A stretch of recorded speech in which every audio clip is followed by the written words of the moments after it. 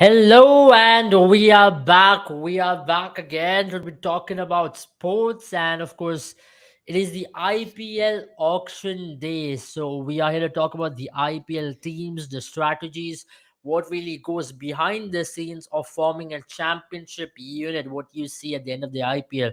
So this is a day which really decides. It's not a mega auction, but certainly mini auctions also play a part in it because a lot of teams have a lot of kitty in their disposal. Some of the teams have very few to dispose of, but here is an Yeah. opportunity for a lot of teams to actually build a unit, choose some captaincy candidates, choose some X factor players who can really help them to go on to win the ultimate championship. So this is the auction day coverage. We're going to be completely covering the whole of auction with you people, talking about team strategies, Yeah. talking about different possible buys every team should be having. What are the options which teams can go in with? Live updates is something which we're going to keep giving you. So here we are. I have Jen with me on the show. Jen, how does it feel after a month-long football season, which was quite grasping, to be back talking about cricket? Because for me personally, I don't have the mood to be coming back and talking about cricket, to be honest, because it doesn't give me the highs anymore. Because football has left me on a certain high, which I don't think cricket is possibly going to give. That's one of the reasons why I've not even been able to cover the test matches which has been happening. It just looks like, yeah, Yeah. it doesn't Yeah. matter now. It's just a couple of teams playing. It doesn't matter for me. So, how does it feel talking about cricket finally? I'll be honest, people. I think I'll agree with you because we needed a bit of a break, right? That was some final exhausting, really. It was like there were times when we were on a high and then suddenly we were pushed back. Like how the sine curve works, right? For those of you who know a little bit about math, it's always for every high there was a low, and then it ended on one of the greatest highs in the history of for me at least to watch football. Yes, it was a long time. But I'll be honest, Abel, I've been keeping track of cricket a little bit because I mean I do love the sport and it is my first sport after all. But I'll be honest, yeah, there has been a lot of debate that's been going on.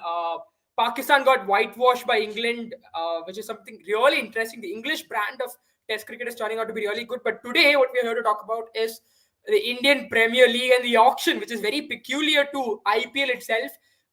Many leagues have opened up after IPL, but the kind of thrill that you get from an IPL auction is very rare, and I don't think many leagues get that kind of viewership as well for their auctions. Because this is something very unique. It's not like how you have the NBA drafts, which is pretty straightforward in comparison to the IPL, you would say, but some really interesting trades that have been made able throughout and.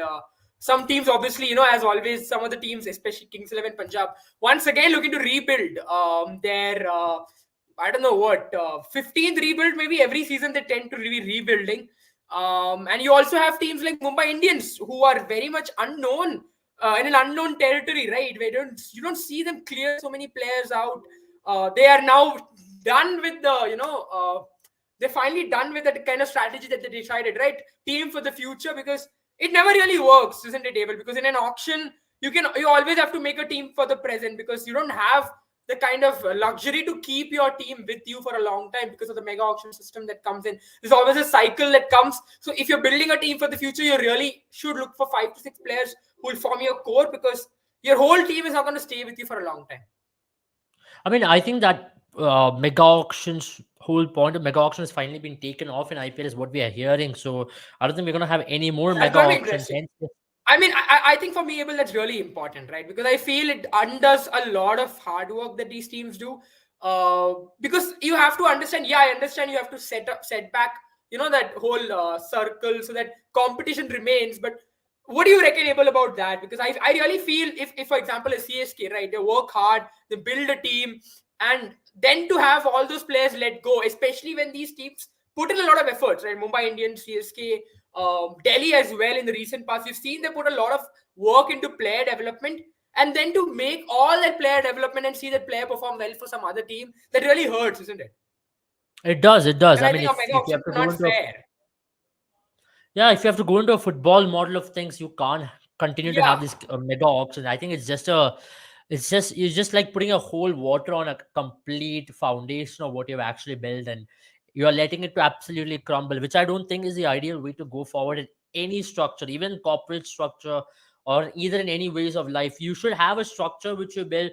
And that's something which I resonate with football as well. You can have academies, you can have players, you build it with your own vision, own futuristic preparations. It takes years to build a team, and you're letting it go overnight is not the most ideal thing to be doing. And Yeah. that actually destroys teams overnight, and that destroys franchises, that destroys the visions of franchises. I know you can get a retention of what, 4 to 5 players, And but I also, don't think that I that's mean, I'll enough. just add to it. I'll just add to what you're saying, right? As you mentioned about academies, right? I don't. I think most IPL teams would be afraid of starting an academy because of that mega auction circle. Rather, they will look for scouting, right? Because scouting is obviously cheaper.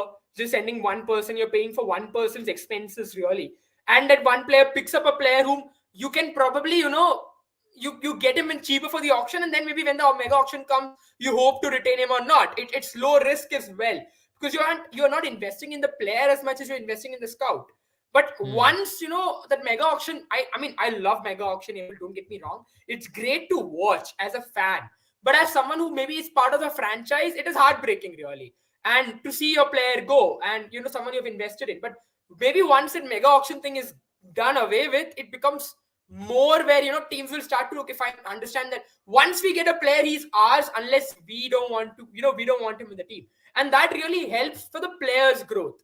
I think Kapil is mentioned in that in the comment section as well. I just had to connect to what that comment as well, right? Once you have that academy able, for example, I know we have watched too much of football and maybe it's a hangover, but let's take the example of Phil Foden. He's Manchester City born and bred, and now Manchester City is, after years of investing in him, Manchester City is finally getting the rewards for the kind of efforts they've put in, right? So I feel if the mega auction, that complete reset is done away with, Just not Phil it's Foden. gonna be You it's can see gonna a lot of players across now Messi is a good example. footballing heritage or the footballing culture. A lot of I players think over the Messi is years the have best come from example academy. here. Let's talk about the world champion himself. Leo Messi has come from Barcelona academy. A lot of Yeah, players like yeah, this have come from academy, and I think academy culture is so important. And I think couple, it's correct. only going to help Indian team as well because it's going to become breeding ground Yeah, for talent. Let me be very honest, couple. For example, how many of you remember Ayush Badoni, for example, a star which made a lot of yeah. highlights in last season? Where is he right now? Because he's not even getting a chance to play for the Delhi team. So you see this happen over a period of time with a lot of players, especially when it comes to Correct, scouting. correct. And you find them, and what Especially, I happens mean, in an IPL setup is that it is yeah, private one. Let's make it very clear. It's private one, yeah, so yeah. which makes us that you need to have that cutthroat competition. You're competing with other corporates, you're competing with other franchises, so you actually give more importance to the talent over any I mean, reputation or any background Abel, look politics at the which takes example of. place. I mean, again, I'll go back to Ayush Badoni is a good example. We've seen it so many times, right? Virat Kohli, one of the players whose parents were asked to pay a bribe for his son to be in the team, right? And not everyone is as fortunate, you would say, as Virat Kohli. I wouldn't say Virat Kohli is fortunate. There's a certain degree of hard work there, but not everyone is still fortunate. Sometimes it happens that parents give up then and there. They're like, okay, fine. There is bribery involved, and there's certain kind of political power that is required for my son to progress.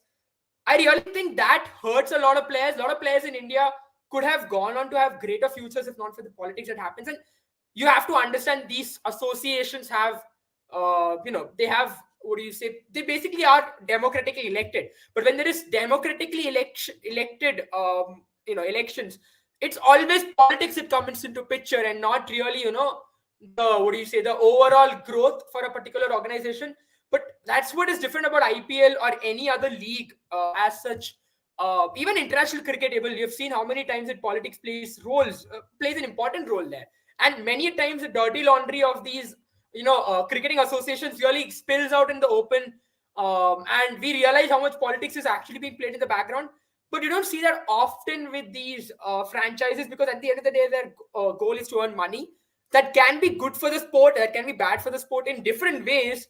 But one thing you definitely won't see is that talent doesn't go unnoticed most often than in a political scenario. Absolutely. I mean, I also feel the same because when it comes to finding talent or nurturing them over a period of time and developing them into good players, see now what's happening with NCA is also receiving a lot of criticism because NCA is unable to accommodate a lot of players coming from different parts of the country who are part of your radar, then to actually monitor them.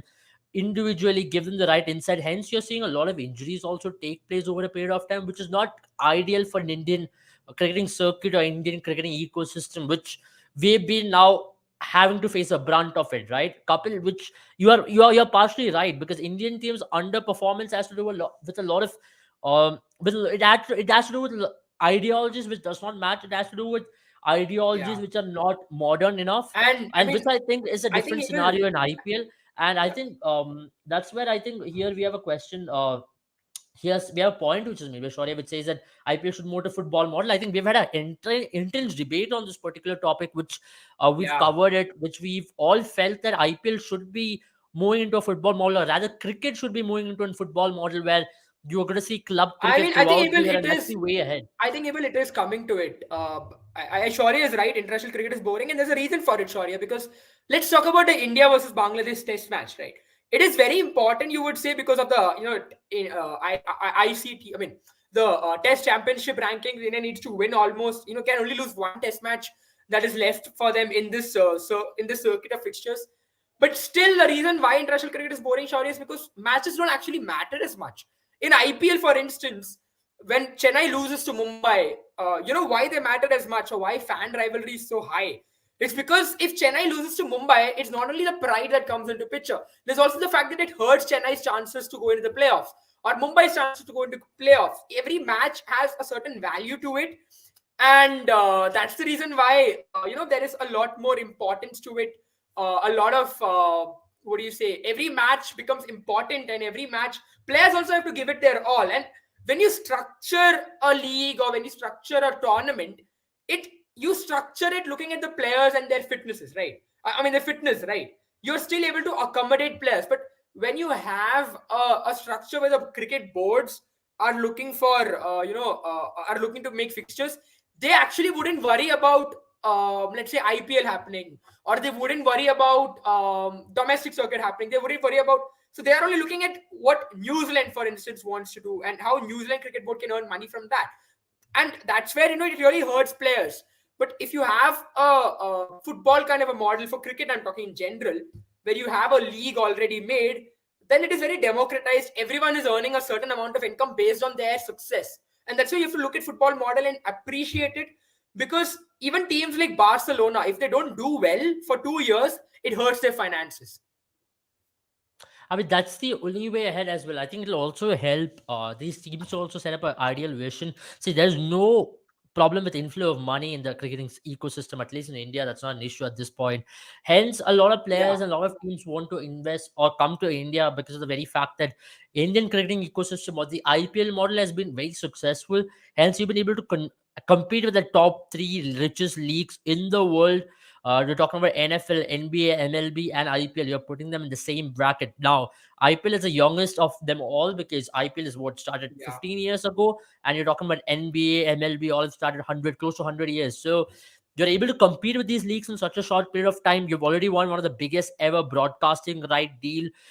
It's all because of the ecosystem we got. It's because of the biggest market we've got. And remember, IPL is not only watched just in India. It's consumed even in Pakistan. It's consumed even across subcontinent and across Oh, I world, mean, because you will every hear commentators.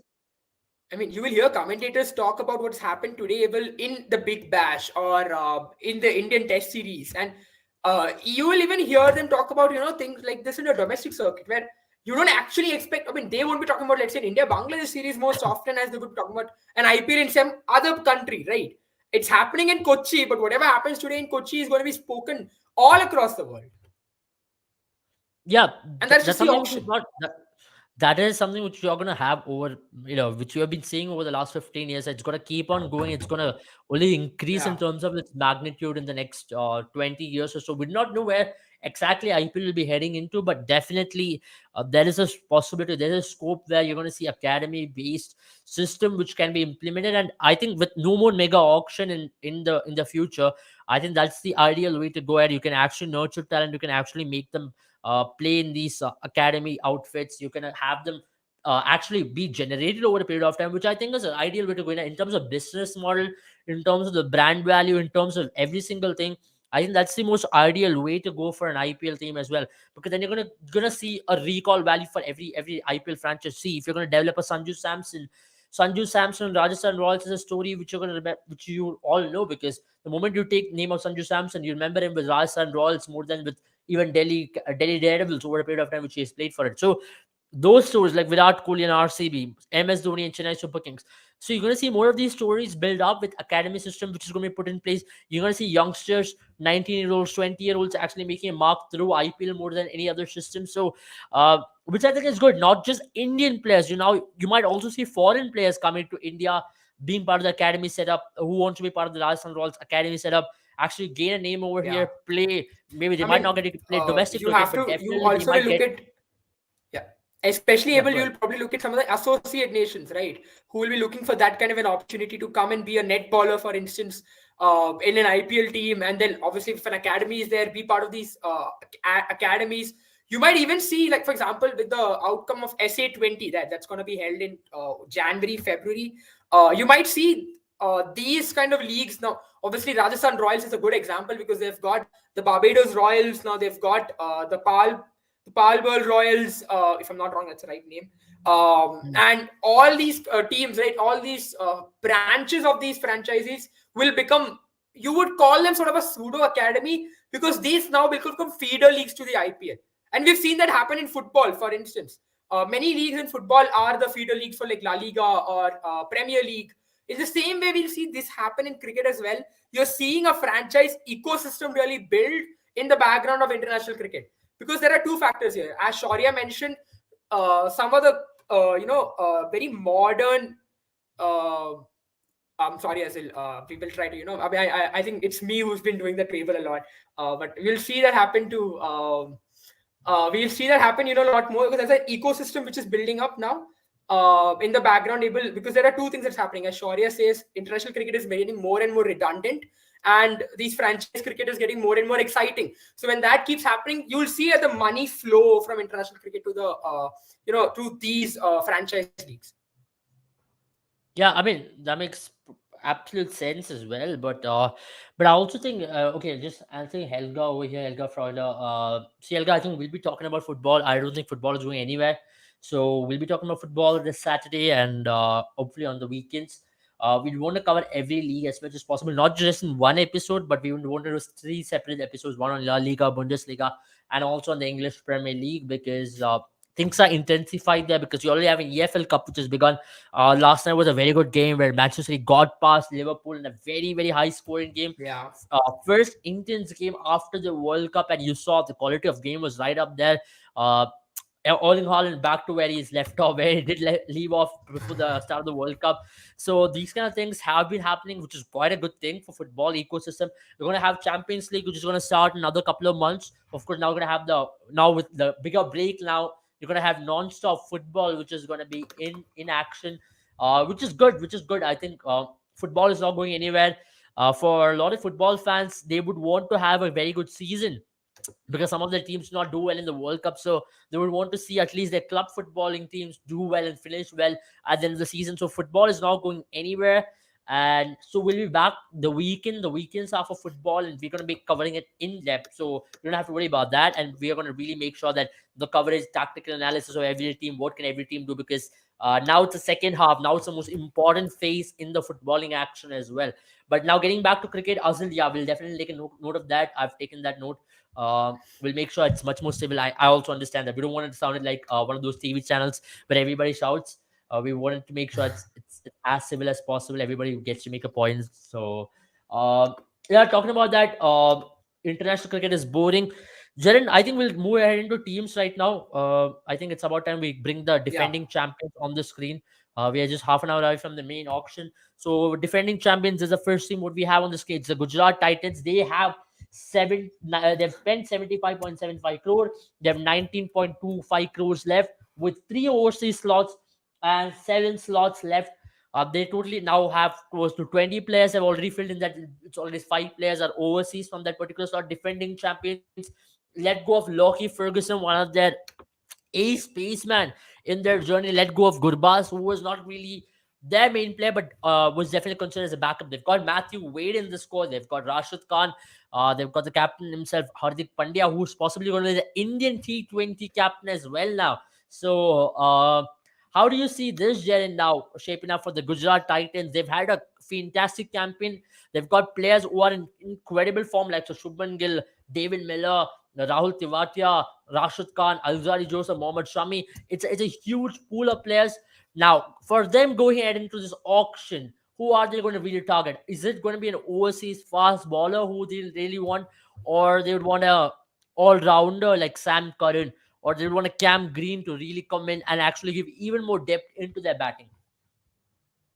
Yeah, I mean, so Abel, I think looking at this team right now, first of all, you have to really give credit to this Gujarat management. I mean, whatever magic they performed in the 2 months, you look at some of the players who are in this team right now, Abel. You look at David Miller, who's done extremely well even after the IPL. He's looked really good. Alzari Joseph is really, one of the only fast bowlers from West Indies who made it difficult for Australia in that Test series. And then you have obviously the likes of Rashid Khan, who's doing a very good job right now in the BBL. For me, Abel, I think they'll be looking for obviously one person that they'll be looking for is a top order bat. Those are the players that they've let go of as well, right? They've let go of Jason Roy and Rahmanullah Gurbaz, which means they need a opening batter. I think they might. So the two people that really comes to our mind here, Abel, is probably one could be one could probably be Mayank Agarwal, because I think he's one player who could really look good for them. Aggressive bat up top, and I think with that idea, right, the fact that in Punjab I felt he was a little restrained because he couldn't give his wicket away as quickly. But now with Shubman Gill being on one end, that could be a really good combo.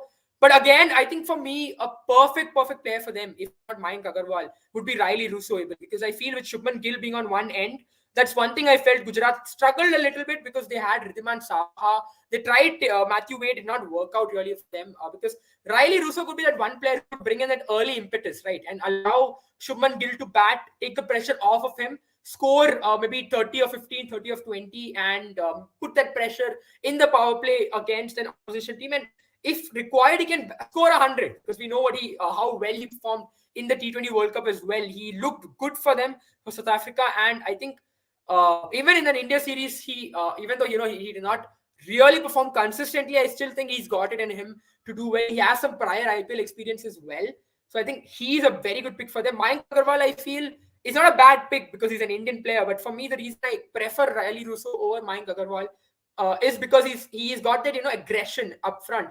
Mayank Agarwal, depending on his day, he might be aggressive or he might not be. It's not really his game to go after the bowling as much as Riley Russo can. And that kind of aggression up front might also, make it easier for the lower order Let's bat also take to this come in. into consideration. This time it's going to be home and away as well, Jaren. So Yeah. Gujarat will be playing 7 of their games in Narendra Modi Stadium in Ahmedabad. So which means that you'll also have to pick players according to the conditions, according to the pitch, which I think is a very, very important factor. So here we have a question which asks, RCB winning the IPL, Argentina winning the World Cup, which a World Cup success. What satisfies me more? I mean, I think the latter one satisfies me more. I don't think any sporting feat will come next to that. I've been just on a high over the last how many days has it been? It's been like 5 days, and I'm still there. I'm still flying high, and I think I'll still fly high for another decade or two as well. I think there's nothing which really compares to that moment because I waited for this moment for the last 10, 12 years, and it's finally happened. Not 10, 12, 14 years, I would say so. And for that moment, I've seen RCB, I've followed RCB, but come on, man. World Cup, Argentina, Messi. I mean, I fell in love with sports because of these reasons, and RCB came along the way. I still will want RCB to win the IPL. I think I'll get 50% of that if RCB wins it. But say, I've seen India win the World Cup. I've seen India lift the T20 World Cup. I've seen India lift the Champions Trophy. So I've completed these phases. For me, what's remaining is this one star and RCB, which I think will come very soon. I don't think the RCB are very far away because RCB has had one of the most successful campaigns in terms of consistency. They've not been able to cross the final hurdle, which is good in terms of what they've had in the last 10 years or so. They were inconsistent. They've come to one final, miss out on many other finals. So now getting back to Gujarat Titans, I think Jen, you're spot on in terms of that, but I also think they will need a fast bowler They who do. can actually go out And again, I mean, yeah, go ahead. Good.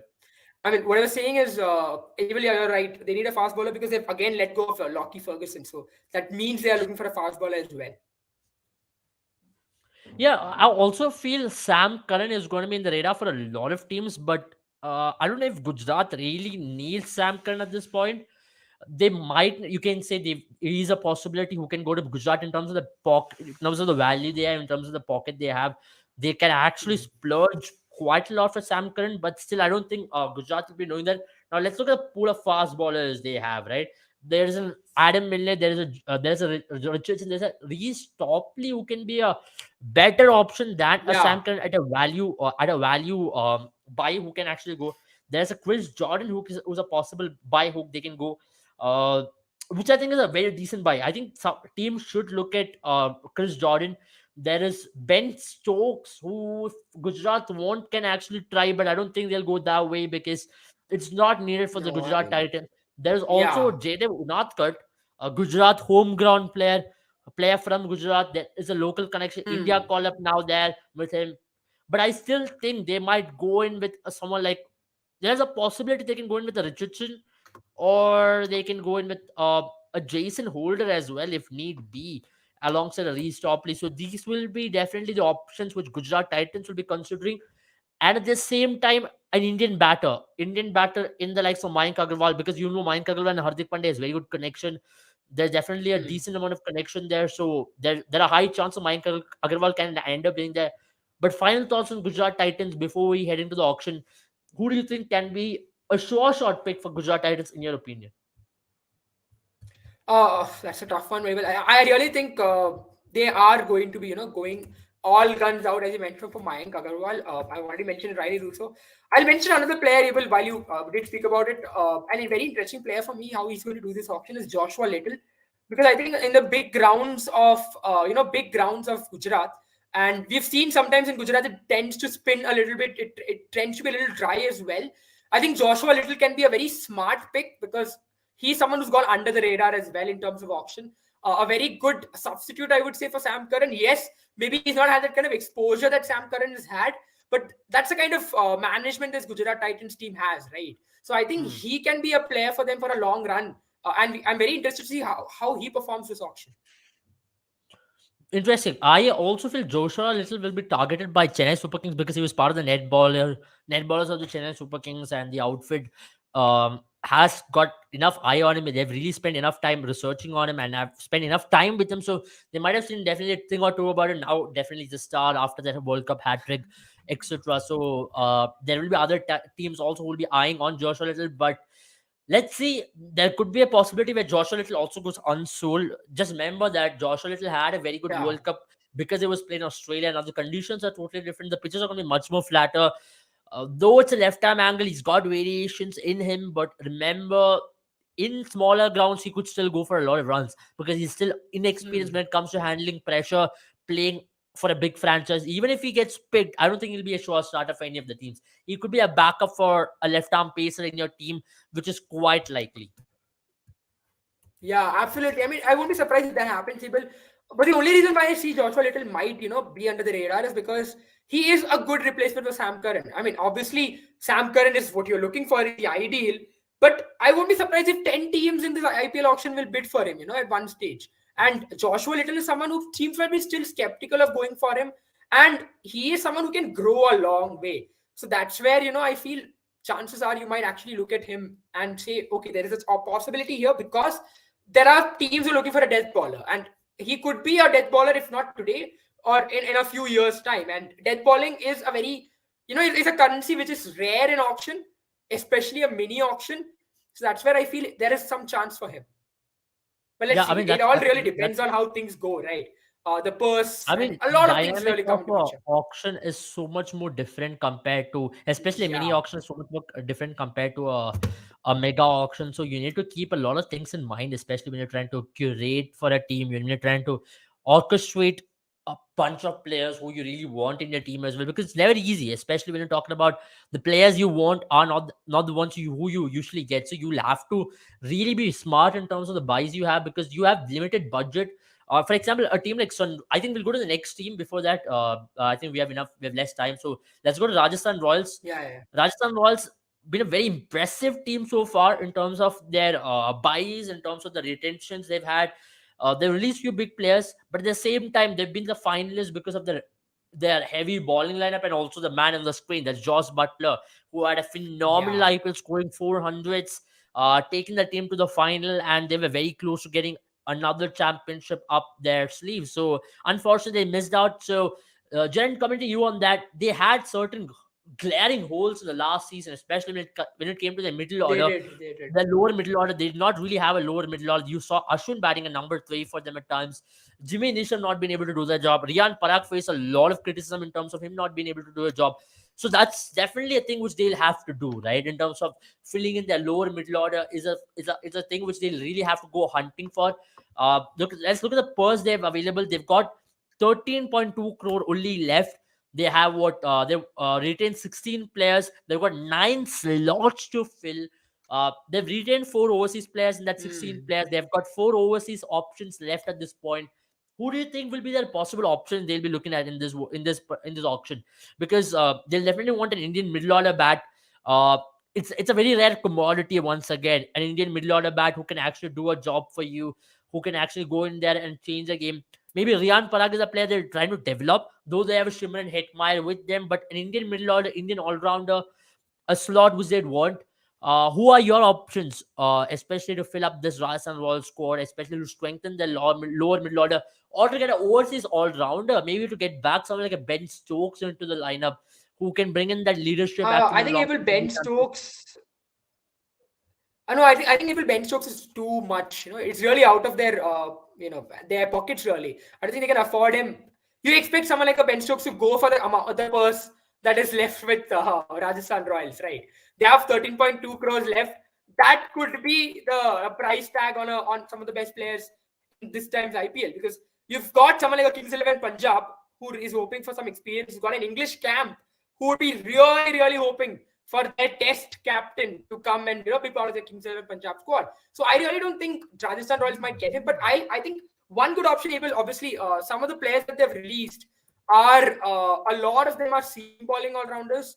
So I think what they might be looking for me, Abel, is a player who can fit in that role, right? Someone who can play a little bit with the bat at number 7 instead of Ashwin. And I think one player for me, two players rather for me here could be, one could be obviously someone like, for me, let me just get my thoughts back. Yeah, correct. So for me, I think Wayne Parnell is a very good pick in that position because he can I ball think, with a new as you ball. mentioned, Wayne Parnell, I He is also someone feel I feel. someone like I personally feel, you can try Dasun Shanaka as well. He's very underrated. He's not really had an IPL stint in terms of what he can Yeah, possibly bring on yeah, the yeah, yeah. table. Absolutely. He's a very good option which teams can look into. Daryl Mitchell, who they let go of, he still can be tried in that role. Now the games will be played in But Jaipur. His I slow don't know, medium Abel, if pace. he's a lower order bat. Man, you can still I don't try think him he's at a number lower five, order number bat. They six. tried him That there. because you're gonna see Shimran Hetmyer bat at number 6. So you need number 5 ideally. Hmm. Then you need number 7 as well, because I think number 7 for Ashwin is still way too high. So you need number 7. Maybe an Indian He all is. It rounder is. who you can bring in at number 7. There are plenty of them who you can actually try at number 7, and maybe an overseas pick. I mean, that's why I still am keen towards getting someone like a Daryl Mitchell back into. Mohammad Nabi is a very good option. I think Mohammad Nabi will do a very good job for the Rajasthan Royals team, considering where the IPL is going to be played, considering its Jaipur conditions. And remember, in Jaipur, you tend to get that extra bit of turn, and the ball tends to stick off the surface, and the boundaries are certainly bigger as well.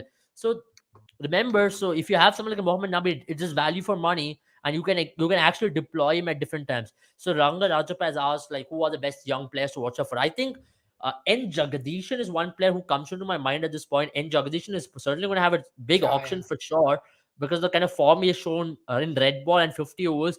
But I still think he's still That yet to too, be right? proven as a player in T20 format, because the demands of a T20 format in IPL is totally different. There's a Punjab all-rounder called Sanveer Singh. He had a fantastic Syed Mustaqil Trophy, striking about 205. Shiva Mavi is up for grabs. I think he can be a Yeah. good option. Mukesh Kumar is another fast bowling option who you can go in with. Yeah. There is Shubhan Kajoria, who is Kashmir-based player who's had a very good season with Jammu and Kashmir. So there are players like this. Sorry, I think I'll just join in. Yeah, as I fix I it, think I as I'm just saying, there is yeah. Shubham Kajuria. There are different players of this stature who you can actually go in with. But at the same time, I still think Mayank Agarwal. I don't think he's a young player anymore. But then Mayank Agarwal is certainly a player who you can go in with. What do you think, Jaren? Who is one young player who's going to certainly capture all the eyeballs this IPL auction? I mean, for me, even I think you've picked one name that I'm really interested to see how things go. I'm really interested to see how his career is going to progress. It's Mukesh Kumar. He's looking like one of those players, one of those, uh, I would say, one of those old school fast bowlers who hit the deck, who make the ball talk off the seam, off the deck. And he's a player. I feel if you push him in the right direction, he can go a long way. He's had his Indian call up as well. I think in the ODI squad and the Test squad, if I'm not wrong, Abel. And he's a player who did extremely well in that in the Irani Trophy, Irani Cup as well. Because all eyes were on the likes of our fast bowling gun, but and who was clicking at 145, who was bowling well, by the way. But Mukesh, Mukesh Kumar, he really won that. I would say really changed that eyeballs towards him as well, because I saw that spell that he was bowling to. He was bowling to Rajasthan or Vidarbha, I think. It was Vidarbha, correct? If I'm not wrong, Abel. Yeah, Prahi and Ahuja. Yeah, even I heard the same. Anahat, I think what to do. It's been a case with Indian commentary and the ecosystem at large. They barely know how to pronounce players. Recently, I was watching India Bangladesh match, and there was Taijul Islam, who they call Taj Mahal, and I was shocked. Brad Hawk called him Taj Whoa, Mahal, and I seriously? was Brad Hawk called him Taj Mahal, and this is what in cricket commentary is leading into. The best thing is to mute it and actually enjoy the game more than the commentary, because pronunciations, tactical understanding is just bad. It's just bad. So that's why you feel like a sport like football has progressed way ahead in terms of that, I in think, terms of understanding the I game, mean, understanding the players. yeah. Even Indian commentary, Indian football commentary is much better. I'm not talking about Western football commentary. I'm just talking about Indian football commentary for the World Cup was much, much better in terms of cricket commentary. Who a lot of commentators take a lot of pride in. I think it's unfortunate state of affairs here. But coming back to the point, which I was making, there's another Yeah. player who's called Akash Vasisht, who has had a decent run with Himachal Yeah. Pradesh, hard hitting left hand batter. He can be a possible option. We're going to bring the next team on screen. It is RCB. I'm wearing the RCB jersey as well. He will take So it up. yeah, I will pick it up from here in terms of what we can bring. What do you think, Jaren? Because a decent run for RCB team last time around, finished number 3. Uh, they had one of the most consistent run in terms of what they could possibly do. Had Hasaranga, who was a main go-to man in terms of picking up wickets. Harshal Patel there. Mohammad Siraj coming back in form is one of the biggest news for them, because Mohammad Siraj had a IPL to forget last time around. He got dropped eventually from the squad. Yeah. They have now Glenn Maxwell, who's still uncertain because he's got an injury. He's broken his leg. Not sure if he's going to be fit in time for the IPL opening game. So they'll definitely have to look for a backup there. They've retained Anuj Rawat, who I think is a shocking retention in terms of retaining him for 3.5 Yeah. crores, accumulating a huge chunk of the budget. If you would have not retained Anuj Rawat, possibly you could have gone for the Mayank Agarwal, because Fab du Plessis is now 38 years old.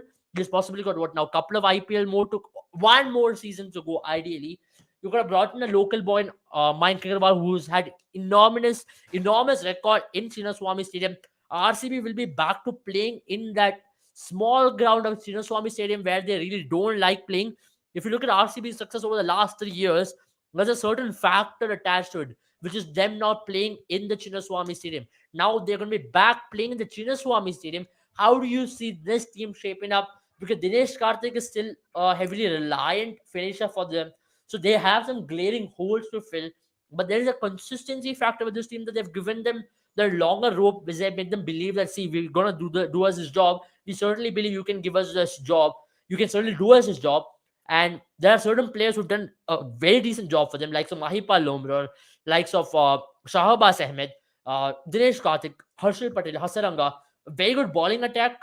How do you see this team lining up, and who do you think are possible players who can come and fill those holes? For me, Abel, I think right now what this team, I mean, as you mentioned already, one really good thing coming into the auction is the fact that Siraj is doing well for them, because that would have been a big concern. And now that he's doing well for them, I think they will be a little at that kind of a luxury, right? They don't have to go hard and fast for some other expensive fast bowling options. Right now, I think one place they're probably looking at is a backup spinner, Abel, because I mean, I know there's Shahbaz Ahmed, Suyesh Prabhu Desai, but I think one probably a backup spinner for someone like Banidu Harsaranga, because the only other option is Karan Sharma.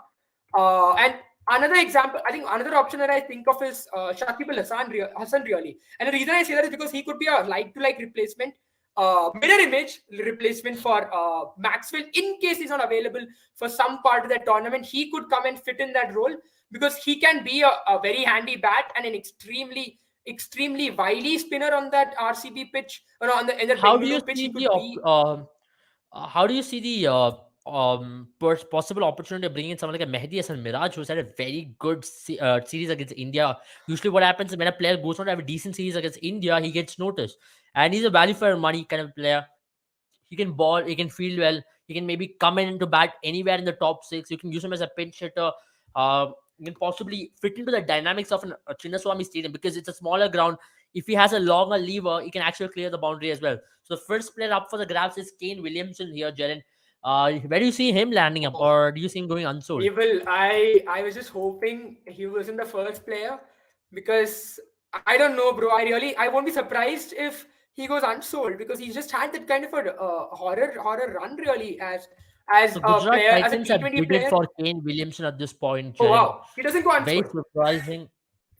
And then there's a slap on my face, I suppose. If a Williamson I fans mean, are I'm listening, not going to talk sorry. about Gujarat Titans. Their auction strategy is something which you don't understand, but they'll come replying on your face. Oh, I won't be surprised if suddenly Kane Williamson starts batting like a prime Matthew Hayden out of nowhere, because that's what this Gujarat Titans was able to pull off. But I really don't know. I feel at this point in time, able if you're looking for a player that you want to fit in like the role of Williamson, I would go with Joe Root, because he's still looking better. He's got some options. I think he's very underrated in terms of a T20 player. I really think if it was an Indian team or a New Zealand team or Australia, he would still be playing for them. The only reason why he doesn't play T20 at international level is because he's an Englishman. An English team doesn't want that kind of, the kind of role that Joe Root plays, right? Because they don't want to play at 135, 140 strike rate anymore. But if you're looking for a Williamson, I still feel Joe Root is a much better player. He's someone who can still get started off quickly against the spinners.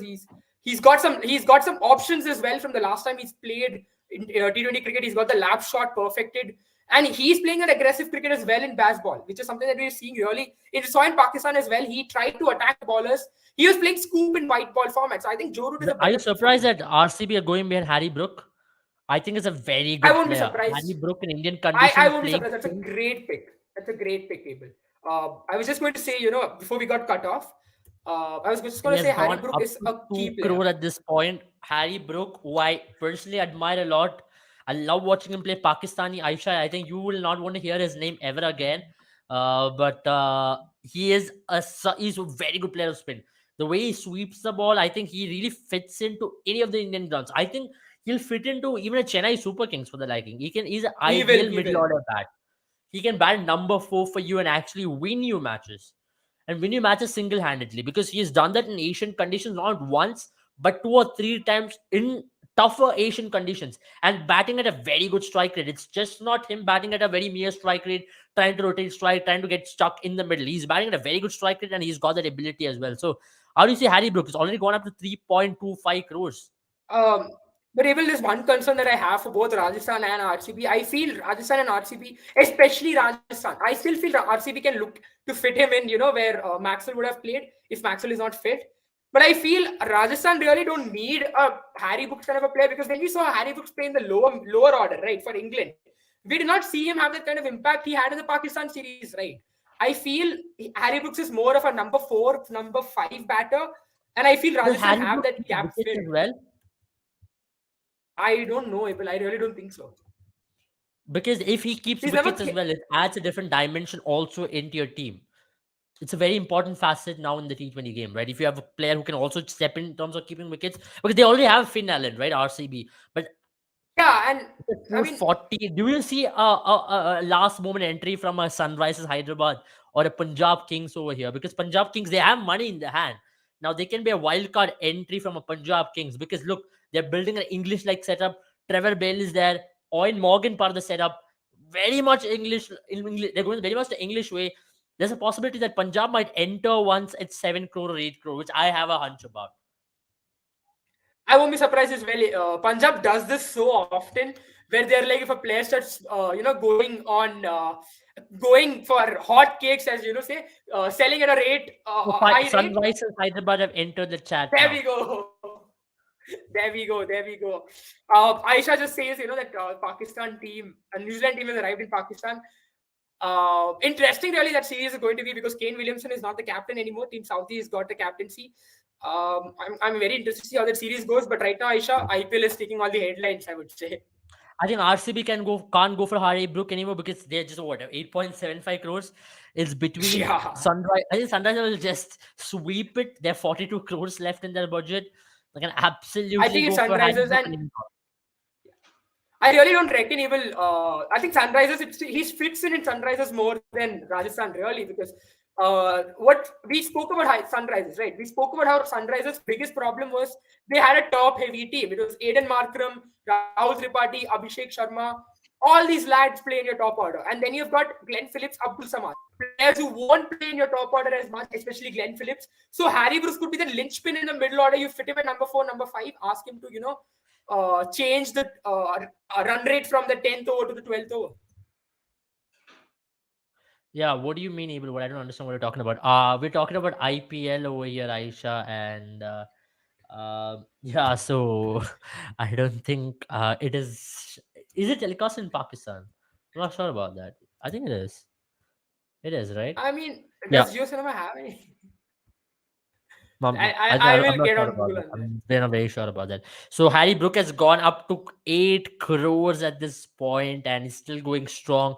I see Rajasthan Royals pulling off at this point, pulling out because I don't see them continuing Yeah. past 8 crores because it's way too much of money to be paid on Harry Brook. Remember, Rajasthan Royals just pulling that stat, they've got 16 crore, they've got 13 crore only, and they've got what 9 slots to be filled, 4 overseas slots. They can't spend such a heavy budget on one player They can't. completely. Yeah. I think And Sunrisers again, right, Hyderabad. as I said, for me, well, I really don't think Harry Brooks is needed for Rajasthan as much as Sunrisers needed. And sometimes in auction, that's what it is, right? It's about how much you want the player, and I don't think. But Rajasthan are going strong, Abel. They really want him, I think. Or either they're inflating the price. It's either of it. They could do either of them. See, even if the price go up at 10 crore for Harry Brook, Rajasthan or Sunrise Hyderabad still have 32 crores, which they can absolutely Yeah. boss around. But remember, Sunrise Hyderabad, I'm just going to pull up that Sunrise Hyderabad team chart right now on the screen to understand where they stand in terms of their money, how much they can spend at this point. So it's not an easy thing for even for Sunrise Hyderabad because remember, Sunrise Hyderabad have got only 12 players who they have retained. And so they'll have to They've got 13 get slots. 13 more players, 4 overseas Yeah. slots left. Not an easy. You definitely need squad depth to win an IPL. You know you want to build a ideal 11, but more than that, you need a squad depth. You need to have like Absolutely. replacement. At this point, Sunrise Hyderabad are in a chaotic position in terms of their squad. They've already spent 9.25 crores. Even if he goes at 10 crores, they'll have 32 crores left. They'll have 12 available slots, which I think you don't need to spend. You don't need to actually fill 12 slots. You can actually have 20 players and go into an IPL with 20 players, which I think is not a bad idea Yeah. to do. And even if you're going with 20 players, you need to get all the players you desire for, which I think Sunrisers Hyderabad are in pole position to do it at this point because look at they're going to be playing most of the games in Hyderabad, right? A pitch which is very very confusing in terms of what it offers every game. Some games it offers a belt of a batting deck. Sometimes it offers a bouncy deck for you. Sometimes it offers a turner which where ball does not even come onto the bat. He has now gone for 10 crore Harry Brook. He's on 10 crore Rajasthan Royals. They Yeah. barely have any money and they're still going for him. So they definitely see something No, about but him. Abel, if So you they look at the want to bring Rajasthan him. table, you will notice how some of the faces are really worried now. You're looking at Sangakkara really worried. I think now they're actually considering pulling out. I really thought they're going to pull out in the previous bid itself, but I think now they're seriously considering it. There's a lot of the auctioneer is trying to get a bid out of them, but they don't really seem interested now. They seem worried. So, guys, just inform you guys once again as to what is the current situation of the auction. Harry Brook is a player. He's at 10.5 crores, and the previous player which was sold in IPL auction was Kane Williamson, and he was sold for 2 crore. His price was 2 crore. He has gone to Gujarat Titans. So this has been the current state of affairs in the IPL auction. Currently, Harry Brooks stands at 11 crore, and you never know because this is a previous player once again. Very surprising addition to the Gujarat Titans squad. Leadership figure. Certainly, I see a Gary Carson's role being used over the Hashin era. Would have definitely liked to have someone like Kane Williamson, a calming figure. You can use him as a backup opener if need be.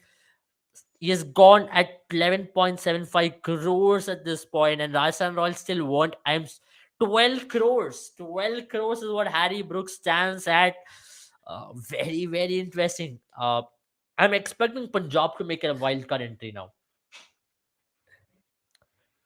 I think 12.25. I'm really still surprised. Rajasthan really going hard at Harry Brooks. To be fair to you, Abel, I really don't understand. Still, I feel you bringing Harry Brooks in means you haven't. I think it's a massive care to go for a one player. You never know with Harry Brook. He's still not succeeded in IPL. Now, what's the surety that you're gonna get him to be playing all 14 games and win you 4 games out of it?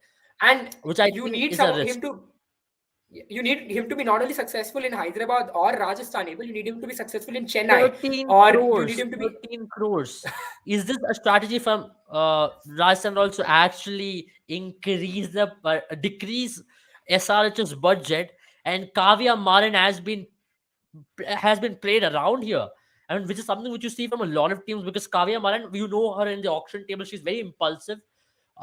If you get 13 crore off Sunrise's pocket, all of a sudden they are in a danger position as well. 13.25 crore. 13.25. It's still They can't go anymore. At this point, I'll be honest, That was he's their just a first. second player. He's just a second player in this list full of talented batters. Why I do think you he's a think? great I think player. Rajasthan was pretty happy pulling off. I personally think this was a strategy to decrease the wallet of Sunrisers Hyderabad. It just makes more sense. I really don't think they need Harry Brooks as much. Maybe they know how much Sunrisers need him. As I mentioned, he's a middle order bat. Could fit in perfectly in this batting order. It's sold. He's sold finally. I think the hammer's gone down. It's a massive, massive buy, but I still think. I'll be honest. Brian Lara doesn't look impressed. Yeah. He doesn't look like he's got a player he wanted. He just looks upset.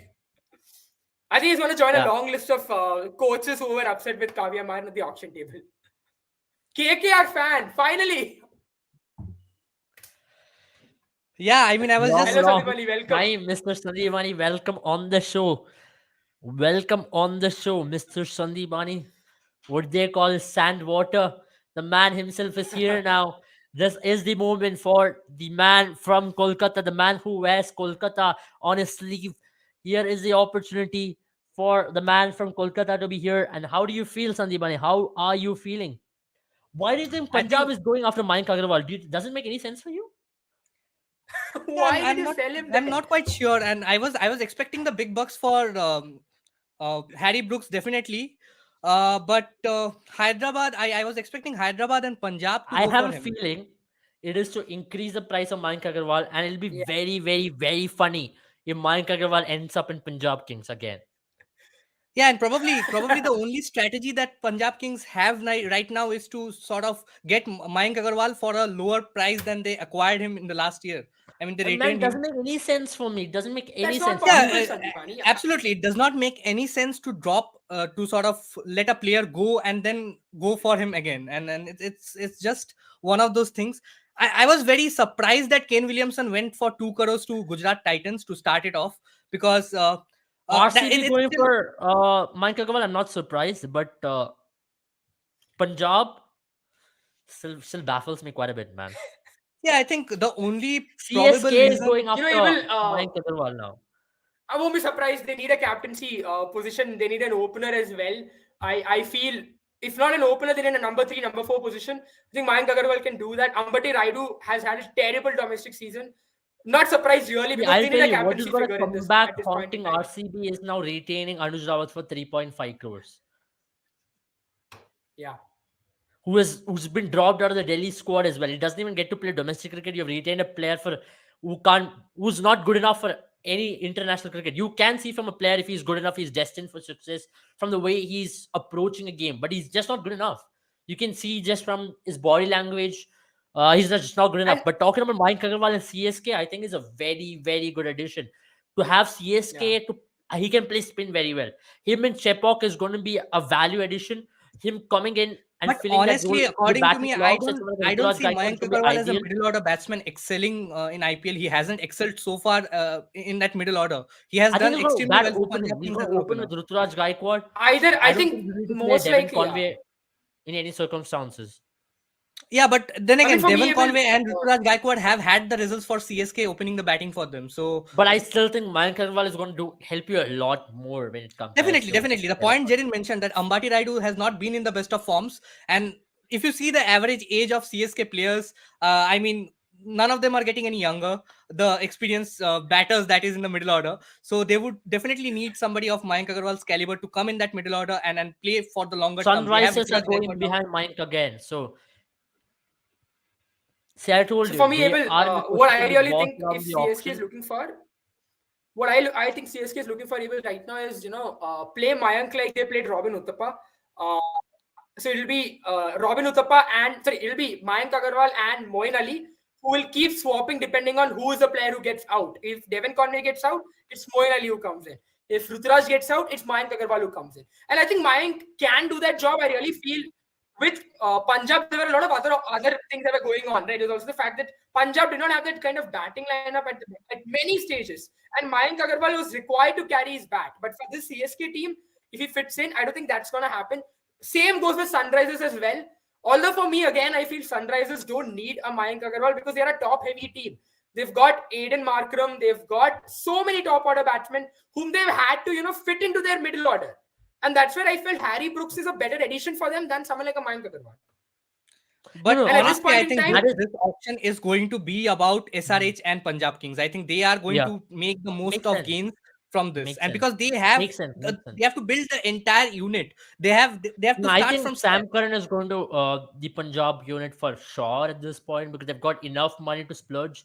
Uh, he has made a point here. SRH needs a captain, and I yeah, think this is probably the only reason. he's spot on in terms of that because letting go of Kane Williamson also meant you're letting go of that captaincy position. There's no Nicholas Puran as well. Remember that. So you need a captain to actually take this team. So Mayank Agarwal looks like that option. Even for Chennai Super Kings, they need a captain to pass on the baton to for the next Yeah. season, which I think Mayank Agarwal, I am very impressed with Mayank Agarwal's captaincy. Whatever happened in the backstage, I think I'll Yeah. give a lot of blame to Anil Kumble. He's been absolute massacre for any team he has coached, let it be for Team India or let it be for any team. His strategic calls have been baffling. But to drop someone like a Bishnoi when he was in form last season was truly astonishing for me. He and KL Rahul made a mess of that team. Even you saw with Chris Gale coming out and making statements of Punjab Kings today. He said that team chops and changes a lot. Sanjay Mani, your thoughts on that? Mayank Agarwal, where does he fit better? Chennai Super Kings or Sunrisers Hyderabad? I think definitely at this stage, I think Chennai Super Kings need a player in that middle order, especially with Robin Uthappa, Ajinkya Rahane, Robin Uthappa, Ambati Raidu not Ambati getting Raidu. any younger. Yeah.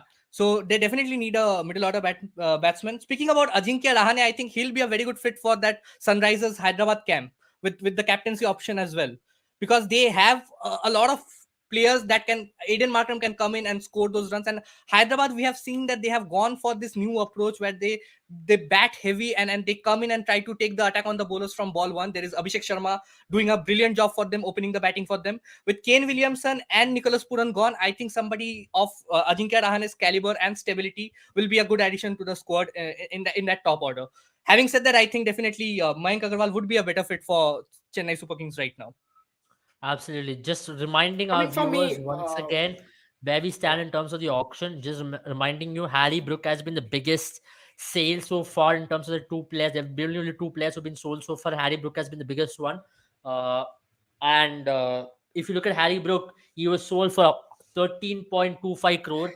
His base price was 1.5 crore, and he's been the biggest buy so far. Sunrisers Hyderabad, once again, they had 42 crores to spend. If you look at this, they've had 42 crores to spend. Now that they use 13.25 from that, they've got 29 to spend at this point, and they are in pole position to get Mayank Agarwal as well. Jaren, coming to you, your team, Chennai Super Kings, you know better. If you have Mayank Agarwal, would you rather see him play at number one or number two rather than playing him at number five, number four? Because it doesn't make really any sense for me to play at number five, because as Sandeep Mani also mentioned, his record at number four, number five in IPL is not very good. Oh no, not number five. Number five, I think if you look to play Mayank Agarwal at number five, that's just a terrible idea. I feel. The only reason he played at number five, I think once he played at number five, if I'm not wrong, for Punjab once or twice. That's because their middle order was looking really bad, and Hyderabad he's got have to Mayank Sunrisers. Agarwal. So that Sunrisers that Hyderabad whole is debate is moot now. I mean, it's just been that kind of a day for Hyderabad. Now they've got 21 crores still remaining in their kitty. Let's not forget that. But don't you They think only right now? have I think 21 Hyderabad crores. have already sorted their have already sorted their batting order.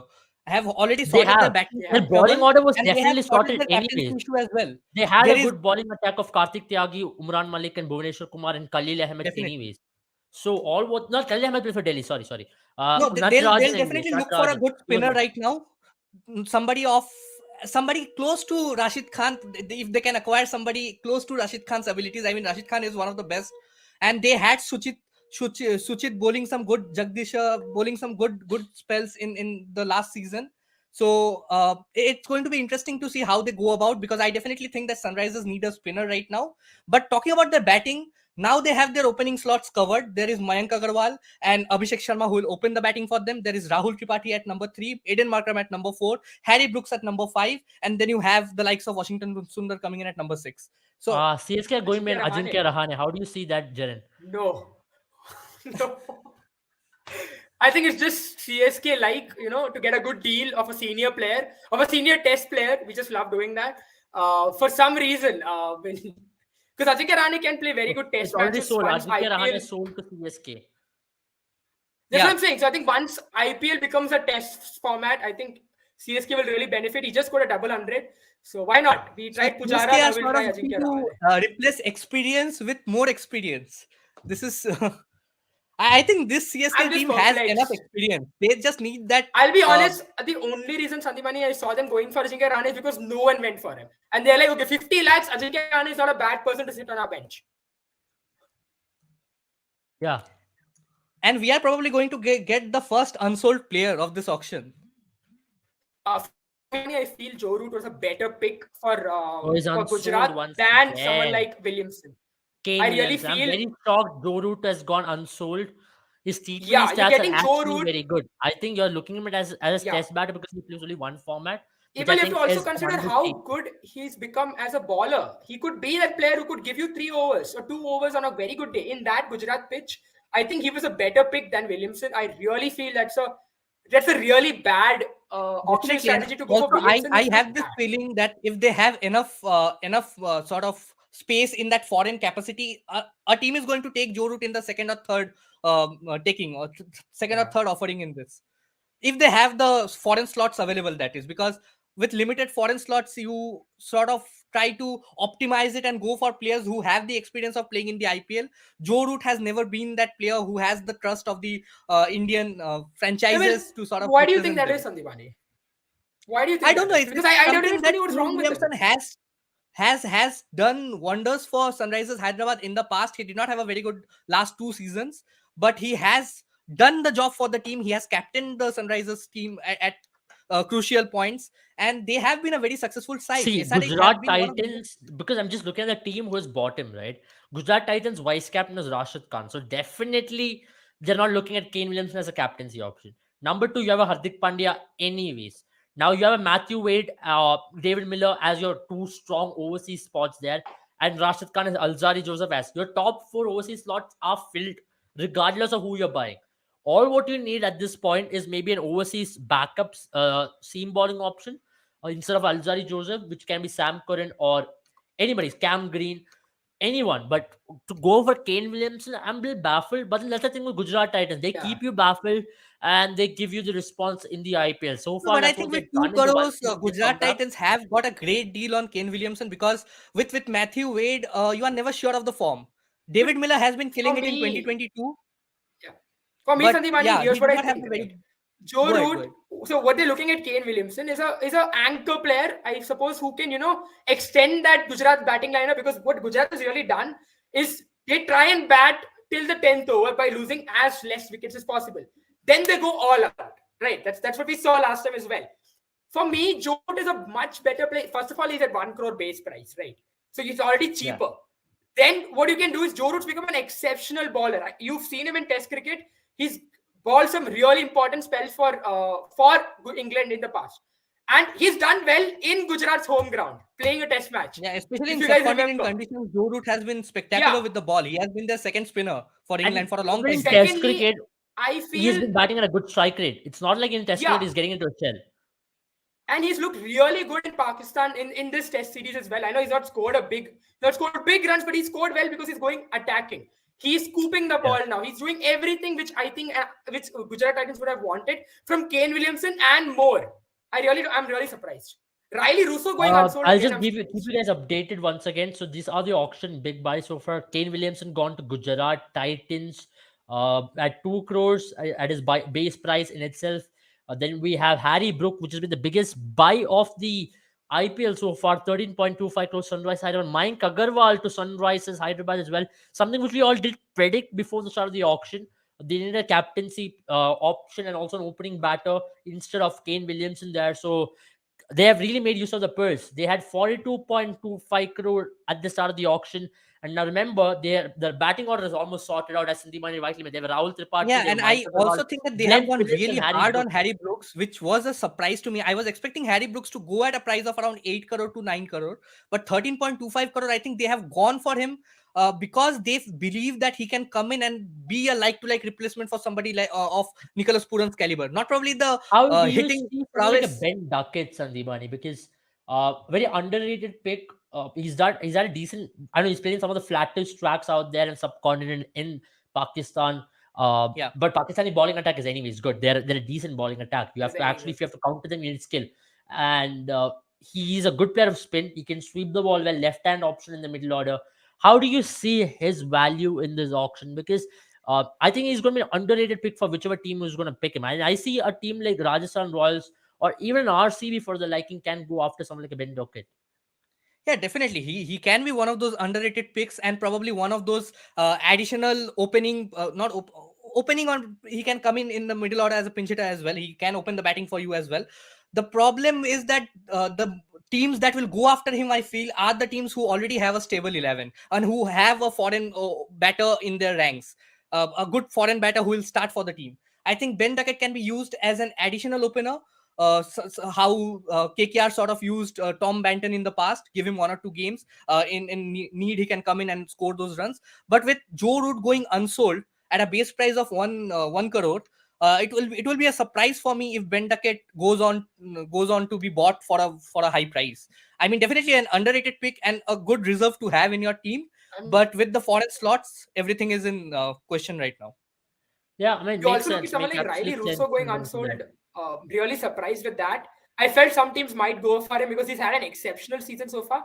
So if Riley Russo is going unsold, But with I think Riley Russo, don't you think, Jaren, he's sort of a too hot, too cold player on matches when he gets a start, he goes on to score 100. But And he can only most bat often than top not, three. He gets can't bat through middle order. One thing which you want So from my- an overseas batter is that's to my bat in the point middle order. exactly. That's my point, right? If someone like a Riley Russo is going unsold, I think that kind of shows the early signs that foreign openers are not going to get as preferred as we probably expected in the start of the auction. Right. Now we're going into the next lot of players as well, right? But before that, Jaren, coming to you, Ajinkya Rahane to Chennai Super Kings, we already have a reaction coming in for that. Not the most happiest ones for sure. Scored a double hundred yesterday. Player in form, but not in the right format for sure. Led Mumbai to Syed Mustaq Ali Trophy win. A captaincy option indeed. Not the most preferred player by Mahendra Singh Dhoni over the years because of definite reason we can't play spin. Coming to Chepauk, in a pitch which turns the most in the country. How do you see him fitting into the lineup? Because I Okay, don't so see him as a Abel, yeah. starter, but even there, you're letting go of someone like a Jagadishan to get someone like Ajinkya Rahane. It doesn't make any sense for you. For me, Abel, I'll tell you how I see this strategy. It's like, when you walk by a store and you see something you never thought buying, and then you see it at a discount, and you're like, okay, fine, why not? And then you just buy it. And that's pretty much what it is. You're getting him for 50 lakh. That's all I see. I don't think he's going to play in Chepauk. I'll be surprised if he plays in Chepauk. Probably what you might see him play at max is in places like Mumbai or some of the faster pitches. But I really don't know. I think it's probably a Cheteshwar Pujara kind of repeat what we are seeing. Nothing else for me. For me, it's as baffling. The exact emoji that Satyajit has given is my expression as well. I think Satyajit has got it spot on. It's just baffling for me as well. Why waste those 50 lakhs? Keep it with you. Yeah, because last time you heard Chennai Super Kings have a lot of criticism in terms of going for Deepak Chahar at 14.5 crores. I did not even play a single game for them in that season. But yeah, and now considering Deepak Chahar's injury, which has been at an alarming rate, he's been getting injured almost every 2 months. I don't know whom to be blamed for that. It's him himself, or is it a rehab process or whatever it is. He's not the most fittest. I'm not sure if he's going to get another IPL season where he can go at full tilt, give you an all-round package kind of a performance. So, somebody coming to you there. How do you see that now? Chennai wants to compete for number 7 in the table. Yeah. So, how do you see that, Sandeep? Because not the most astute buys from Chennai Super Kings, something which you don't see from them over the years in terms of loyalty factor. No. Definitely, Ajinkya you Rahane should was expect never a this from loyal player. Chennai Super Kings because they have always preferred experienced players. They have gone on to buy Cheteshwar Pujara for 50 lakhs and gone on to not play him. I mean, I would have gone for Cheteshwar Pujara this season, considering his form, which is shown in I think, moreover, I would totally agree with Jaren. I think it's a show of respect more than the discount thing. They have just gone on, and he was getting unsold, so he has. It's a discount, Sandivani. It's a discount. Yeah, it's a yeah.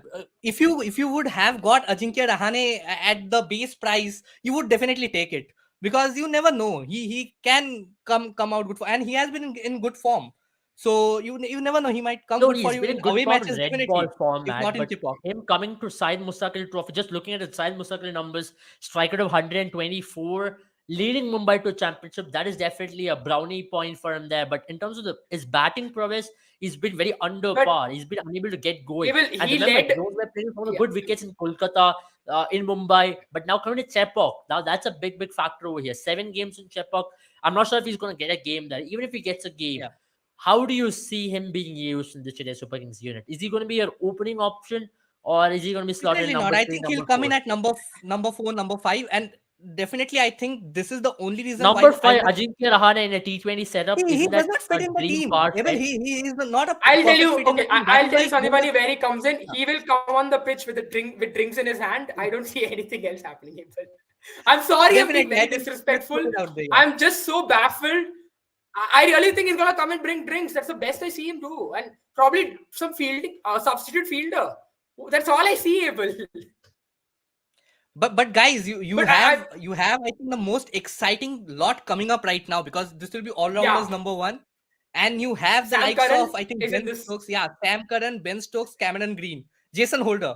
I think they are going to be one of the biggest buys. Sikandar Raza, I'm very interested to see where he goes because I think he can be a good pick. Although I really don't see him now being picked, but I feel if someone picks him, he could be a good player to bring in at some stage in your team because I feel he's got that, X factor in him. If he can pull somehow Hyderabad gets a hold of him, Hyderabad or probably Chennai Super Kings for that matter. I think he's a good pick for Hyderabad, Sandipani, because they need a good spinner, as you mentioned, right? I think he can be a good pick. Even I would be surprised if Mumbai goes for him because with that middle order, with only Tim David being in that middle order and Mumbai not actually having, and also RCB having a shot at Sikandar Raza because like for Glenn Maxwell there, he can come in number 5 and give you that option there. And remember, Chinnaswamy ground will aid spin if you're trying to be a little more cheeky in terms of having mystery factor in you. If you're a conventional spinner, it's going to be tough. Shakib Al Hasan, how do you see his how his purchase is going to be, because he's had a decent time with Bangladesh in terms of him performing in the 50 over format, but not in T20 format. You saw that in terms of his performance in the T20 World Cup as well. How do you see him being ended up with? Because last time he got unsold because of obvious reasons. Teams not want to spend 2 crore on him, and also there's a lot of behavioral issues which come with Shakib Al Hasan. He's known to be not quite the team man, but when he played for KKR in that final season where they went on to play the final, he had an important role to play. And Shakib Al Hasan looks like a player who can actually fit into the Chennai Super Kings setup as well, considering the matches are going to be played in Chepauk. Unsold. Yeah, Unsold. definitely. He's gone unsold. I'm not able because I think they'll probably revisit him. But Yeah, he's a probably clutch later. player, I think Shakib Al Hyderabad Hasan. is the team that is going to revisit these spinners if they have the Yeah. opportunity towards the end of the auction. And also, Shakib Al Hasan's stocks have really fallen because he's become very conventional spinner. He's become a forward really many a times because he has only two deliveries. Right? The And left also, arm he does spin not have and the that arm ball. aggressive intent that he used to have in the past. We have seen Shakib Al Hasan Yeah. settle down to be more conservative in his approach with the bat. Recently, in the test matches, we are definitely getting to see the old Shakib Al Hasan who is trying to attack the bowlers. But in the shorter formats of the game for Bangladesh, we have seen that he has been conservative in his approach. How And do you see Sam Devan Curran, Madan's prediction coming true? There's a battle between RCB and Mumbai Indians for Sam Curran right now. I mean, and not the prices surprising are at all, going up Abel. like anything. I mean, from 200 to 675 in no time. They are You looking can for a expect replacement for Sam someone like Curran. Daniel Sams. A better version of Daniel Sams. That's what they're hoping Sam Curran will be. But do you And guys still even think though Sam Jofra Curran is a Archer, bit overrated in terms of his performance in Australia? You're just buying into it. uh, Definitely. yeah, And Abel, I also, think if I'll you see agree. Daniel Sam's Yeah. stats in the BBL, I think he does not have the most impressive stats with the bat. I think he averages only 14, 15 at a strike rate of 150. His job is to come in at the end and do the job for the team, finish the innings off for the team. But more often than not, we see him fail with the bat. With the ball, he has been exceptional in Australian conditions. He goes for runs, but he gives you those crucial wickets. And he was definitely very overrated in the last auction, according to me. Sam Curran is definitely a better version of Daniel Sams, and I think that Mumbai Indians will definitely go hard for him. For But at me, the Sam same Curran time, is not they a. also will be having Jofra Archer hopefully in their setup. So not But a they bad had option if somebody he's like a coming to Riley Sam Curran as Meredith well. and Daniel Sams playing together, so they can have Jofra Okay, so Archer I'm and gonna pull up Mumbai Sam Curran Indians playing together. budget at this point and what they can spend and what are the overseas slots left, so that it will give you a better idea, because they have got 20 crore in their kitty. They have 3 overseas slots left, 9 available slots in which 3 are overseas. They've retained 16 players. How do you see they've got 20 crores to splurge from compared to Rajasthan Royals who've got just 13? So possible option to end up with Mumbai Indians, and we've already had a prediction which says who already wanted Mumbai Indians to buy Sam Curran as well. Early prediction coming in. How do you see Mumbai Indians being? Because their activity so far has been very, very silent. RCB did try a lot to go for a lot of players, but they do not have I enough mean, purse so at the that's end what of the day. Mumbai Indians is, right, Abel? Every time we see them in the auction, they're always very laid back till the player they're looking for comes in. Once that player comes in, then suddenly you'll see Mumbai Indians. The camera only stay on the Mumbai Indians table because they're very, very accurate. I mean, it's run by one of the best businessmen in the world, right? So they know how to run their business, and we've seen that happen time and time again. They've made some smart buys. Here, I think, but for me, Abel, as you mentioned earlier, Sam Curran, for me, I Do don't you know see if he really Sam fits Curran in that. really coming good in a Wankhede ground? It's a small That's boundary my over there. point. That is my point. I don't know. I think batting wise, it's a great place for him to be. He's someone who's not the. He's someone who times the ball not as well as someone like a Rohit Sharma, but he can hit that long ball once in a while. But Okay, For now I it's think the me, pole Sam Curran was position for the brilliant Rajasthan with the Royals ball then. How do you in the let's World shift Cup. let's Recently shift the concluded focus World on Cup, so he Rajasthan has been Royals. in great form with the ball in the shorter format. but for me, Sandipani, the problem is what does he bank on? He banks on cutters. Whenever he balls a length ball, he But I think balls he has cutters. improved on his CSK Yorkers has as well. entered the chat. How do you see that, Jaren? I would love to see him come back. He's our lad after all. We are one of the ones. I mean, I know I don't care what you say, but we are definitely one of the people who raised his IPL profile. We are the reasons But why he was in the but IPL but team. Jaren, I I think was really surprised with the way CSK handled the retention policy. I think the way they retained their no. players was not the right way to go about it. But that's how CSK is. We love our senior players. We love our daddy's army. We want to maintain that brand. But the Yeah. problem for CSK and Mumbai Indians is that they have 19 crore at 20 crores in the in their kitty, so they cannot actually go on and spend over 15 crores on a single player. And I think that is where Rajasthan Royals So are he has taking the broken advantage. Harry Brook value at this point is close to 14 crore, 2 crore away from breaking the all-time record. Punjab, the two former teams of Sam Curran really wants him back at the camp once again. So that's how it stands at this point. I personally think Punjab is not a bad option for Sam Curran because bigger ground, Bad option. Mohali. Chennai is also not a bad option, of course. Chennai is a very good ground for him. He's played under MS Dhoni, of I mean, course. see, Abel, you have to. But Yeah. then I mean, you selling have to Sam look at the Curran did amount not of make any players with. sense, right? You should have retained Sam Curran when you had the opportunity. No, Yeah, Sam that was Curran, something very Sandipani was surprising. not available for 1 year to play in the IPL. He had No, taken a you break could have from the still IPL. retained him. You could have still You have still retained him. retained him, right, for a lower price, for probably a Hmm. second, third, or fourth retention. I mean, for me, so I think it's still what a I better really think retention is than Moeen Ali in terms of the longer run. CSK, for instance, right? They only need 6 players, and they already have Sam 19 Curran players. I stands in think 15 crores, guys. 15 crore. Punjab and Chennai And are I, going and I neck think to it's neck. it's good to be in the KKR shoes right now, because you don't have to do too much in this And auction. You you don't have already have money an to do too Andrew much. Russell, you already have a Sunil Narine, you can just sit and relax. You don't have money to do too much. It's your uh own mess which you have created. Let's pull up the KKR chart meanwhile to understand where things stand. And also pull up the Punjab chart so that you will also have an understanding as to how much Punjab can spend, because Punjab are one of the most highest. They've got one of the biggest kitties compared to but even Abel, Sunrise or I'll just bring Hyderabad in at a this Punjab point point. have, I here. think, close to 32 crores right now, and Chennai I has will bring 19 in a crores, point and here, Sam Abel. Curran has already gone for 1525. He's currently at 1525 for CSK, 1550 for Punjab. So yeah, So he's for going to me, break all records. Sandipani, Abel, you have to look at Chennai's kitty and look at the amount of players they need. They've got 19 players in their list. You're only looking for 3 more players at best. I don't think CSK would mind paying a Okay, I'll give high you another amount for news, Jaren. Sam So Curran. Chennai Super Kings did conduct a mock auction yesterday, and they bought Sam Curran for 19.25 crores. So that's Won't what be they bought Sam surprised. Curran in the mock Won't be auction for. surprised. Because But I mean, but even then they've again, that's got the only right player now that they've they'll got get from this 19. auction. Will CSK So be this is having They've what got Punjab 19. has Sam in Curran their from the kitty at auction, this a player point. that they already have? Punjab has got 32.5, 30.2 crores.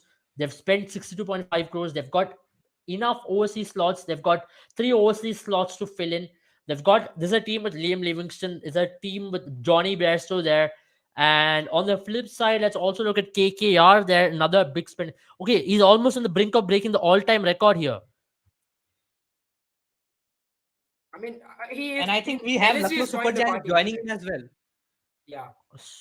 So this is KKR 7 crores. They have to fill 11 slots. Bit too much They to ask don't for need because to they fill bought 11 slots. We have 11 players, and then we have some more for our top 11. It's just we need those additional players to just fit in the roles and do the job for the team when they need it. So I think KKR is going to be very selective with their approach. They are not going to go for any of the players in the first So category, he's because broken the all-time record to be the highest ever bid in the IPL auction, and not even surprised, are you? but seriously, what is Chennai Super Kings doing? Because they have a kitty of 19.95 crores. If But they go on Sandipani, they spending have 19 crores on 19. Sam Curran, Sandipani, they yeah, have they have 19 19 players players. already. I don't But think but they need more than 3 players. If you have but 22 but does players it make now, but does it yeah, it make makes any sense. sense to Yeah, just as I buy one mentioned, player from the they auction did that you buy Sam already Curran in had the in your mock kitty? auction for 19.25 crore. So they certainly are looking at Sam Curran. He's a futuristic option. Mumbai Indians are in the game as well. 20.55 crore. Remember, he's the highest paid player in IPL now at this point. He is the So for highest me, paid player in yeah, IPL. he is. No more Chris 18 For me, Morris. even if you crores. look at, He's broken the if you all-time look record at, in front of our faces. He's bigger than Virat Kohli, KL Rahul, MS Dhoni, everybody out there. He's the highest ever paid IPL player. And this is just the brink of history here, guys. for me, Sandipani, able Punjab, Mumbai, and Lucknow, right? They have a lot more slots to fill than CSK. That is the reason why CSK is ready to spend money, because I think they are looking for only 3 players this auction. And I won't be surprised if that's what they're looking for. We get our, we are like, we will get one more year out of Dhoni. We'll get one more year out of Ambati Raidu. We don't care. We need a death baller, and that's what CSK is looking for. CSK is like, oh, he's sold to Punjab. Punjab Kings at 18.5. 0.5 crores, 18.5 crores. That is That is a huge amount, massive. and going back to a team that he already played for. I Yeah. think Yeah. we did expect the big buys to be from SRH and Yeah. Punjab, so don't even be surprised. Yeah. But Pretty 18.25, with I was expecting Sam Curran and Cameron Green to go for the huge bucks, and I think with Sam Curran going to Punjab, I think CSK will be looking to acquire probably Cameron Green now. But different roles, For Cameron Green me, I cannot think, give you those death overs with the yeah. ball. For me, Cameron Green is not a very good pick, Sandivani Abel, because I feel he's a player who, if he opens, he'll play 4 to 5 overs for you. After that, I really think he'll struggle after the power play, because I saw some of the shots that he He's a played very in good pick that for great Mumbai Indians. series, right? If you think about it, I think Cameron Green will fit in that Mumbai Indians role perfectly with Kieran Pollard But gone. again, Yeah. But again, Sandipani, Mumbai is not looking for a top order bat, right? For me, if you put You him can after the power play, you can fit in Cameron Green at number 6 and ask him to just come in I and don't think go so. after the I ball. really don't think so, Sandipani, because they've tried him in BBL at that position, right? And whenever they tried him in that position, he's had dismal records. He had an average of 10. For me, Cameron Green is someone who can rush Okay, so it's the Sikandar opposition players Raza now. initially. How do you see him? He's a good buy. I would won't be say. surprised if he goes on unsold in the first round as Yeah. well. I mean, they are definitely going to look at him in the second one, but I don't see any teams showing interest in Punjab Punjab bit, I has think. actually No, isn't Punjab the has, yeah. badminton firm. But I so think if any team will have to acquire a player of Sikandar Raza's quality or somebody of a spinner who can finish the innings for you, who can give you 4 overs with the ball, Shakib Al Hasan, Sikandar Raza, I think Hyderabad, Mumbai Indians, they need a spinner. They need a proper spinner more than Yeah. somebody like Punjab Kings or Rajasthan Royals. I think they have enough in there, and I think he's sold for 50 Base lakhs to price, Punjab yeah. Kings. So that's I a mean, great buy. That's That's a a great great buy. buy. And that's a buy. great That's buy. a great buy. Definitely. It's a steal at 50 lakhs. But I also think there are a lot of holes when it comes to Sikandar Raza's batting. His bowling is great, but He's batting under with Sikandar pressure. Raza, you'll have to sort of understand the fact that he's a one-dimensional player with the bat. He'll just come in and go after the bowling no matter what the situation is. He does not have that How do defense you see game. CSK going behind Jason Holder, one of their former players? I once again think that if Punjab Kings wouldn't have gone for Sam Curran so sort of aggressively, I think they would have gone for Jason Holder. Another player I think will be a great addition to any squad that he goes for, because he can do the job with the bat, and he has been picking a lot of wickets with the ball for Lucknow Super Giants. He has been Yeah. lucky. He has been that Odin Smith sort of a bowler who has come in and picked up wickets with Yeah, bad delivery. meanwhile, But I mean, as you mentioned, Odin for Smith, me, Odin Smith Sandipani, had gone to Gujarat Titans. yeah. Surprising really there again. I don't know if Odin Smith is an IPL player really. I feel he has to really get his act together or he'll fade away in the next 2 years. Probably 2 seasons I more think if he doesn't get his act the together. only way you can play Odin Smith is a slog hitter towards the end, a finisher with the bat. With the ball, I think he's just not good enough for the IPL. Sandipani, for me, he's your number 4, number 3 fast bowler and your number 8 batsman. That's not a good player when you have only 4 overseas picks. If he was an Indian player, I would have still picked him, Odin not Smith as an will overseas do a player. better job in the T10 format of things, and he has great records in T10. But when it comes to T20 or ODI cricket, I think that there is something that he cannot deliver consistently with the ball for 4 overs or 10 overs. For a shorter amount of time, he can be economical. He can maintain those lines. But when you ask him to get those 4 overs quickly or economically, more often than not, he struggles. And there is no consistency in that line and length, and I think that is where he suffers. Yeah. And that is where Correct. I think some of the West Indian bowlers have failed in the IPL. You have somebody of Sheldon Cottrell's caliber who has done exceedingly well for West Indies, but when it comes to IPL, because of his consistency issues, probably 1 or 2 deliveries every over he'll earn in his line and length and go for the runs. And I think that is where Also, they have struggled. Sandipani, he went to Kings 11 Punjab, right? That's the worst team to go if you're having a bad IPL season. The moment you go to Kings 11 Punjab and you have a bad season, chances of you returning to IPL. I think he just got frozen over there. Yeah, I think he's gone. Yeah, I think Odin Smith has gone for Gujarat Titans, right? Yeah, he's going to Gujarat Titans. He's gone to Gujarat Titans. I think I would have been very happy if Gujarat Titans, even though they had a spectacular season, they went ahead and brought Kane Williamson. But I would really love if Gujarat Titans will add on to their list of proper batsmen, because I think that is one field that they have been lacking, especially on paper. Rahul Tewatia, David Miller, Hardik Pandya have done a spectacular job for them with the bat, and hence they Yeah. went on to win. Rashid Khan as well in crucial junctures. But they don't Yeah. have a proper batsman when it comes to really How do you sort of setting the how do tone. you see someone like talking, as you mentioned, a proper batter? They could have possibly gone for a Mayank Agarwal. Like they could have actually splurged a lot on Mayank Agarwal there, because he's also a batter, an Indian batter. That's a huge bonus, which is a rare commodity. A high level Indian Or batter even who can Joe actually Root. play I mean, spin Kane well. Williamson right now, I don't think his stocks are that high, and he's not higher up the pecking order when it comes to Joe Root, because Joe Root has been consistently performing for the national side, even though he's performing in Test cricket, and he's not been getting too many opportunities in the T20I format for England, or he has not been getting any opportunities in the T20I format for England. But in the format that he has been excelling, he has done brilliantly with the bat and with the ball in subcontinent conditions. So, and he has shown glimmers of his of what he can do in the past as well. There was a point where he came in and won the game for England against South Africa. If I remember correctly, they had a successful chase of 230 against South Africa in the World Cup, T20 World Cup. And I think Joe Root would have been a great addition to this Gujarat Titans side. Having said that, I would definitely want them to have an Indian talent, Indian batting talent as well. They did not go for Mayank Agarwal because of the prices probably, and I think Jaden Abel also has lost internet connection. In the meantime, as I was saying, I think Mayank Agarwal did not go to Gujarat Titans for only one reason, that Gujarat Titans were not willing to sort of spend 8.25 or 9 crores on a player, because they already, according to them, they are the champions. They already have an established team. So they are just looking for additional options that can fill in when one of their players get injured, or they can try some different combinations in between in at the start of the tournament. That is why they're looking to buy Kane Williamson in this auction and not going for Mayank Agarwal. Having said that, I definitely feel that they need a proper Indian batsman in this unit. Talking Hmm. about Gujarat. I guess just lost the connection there back.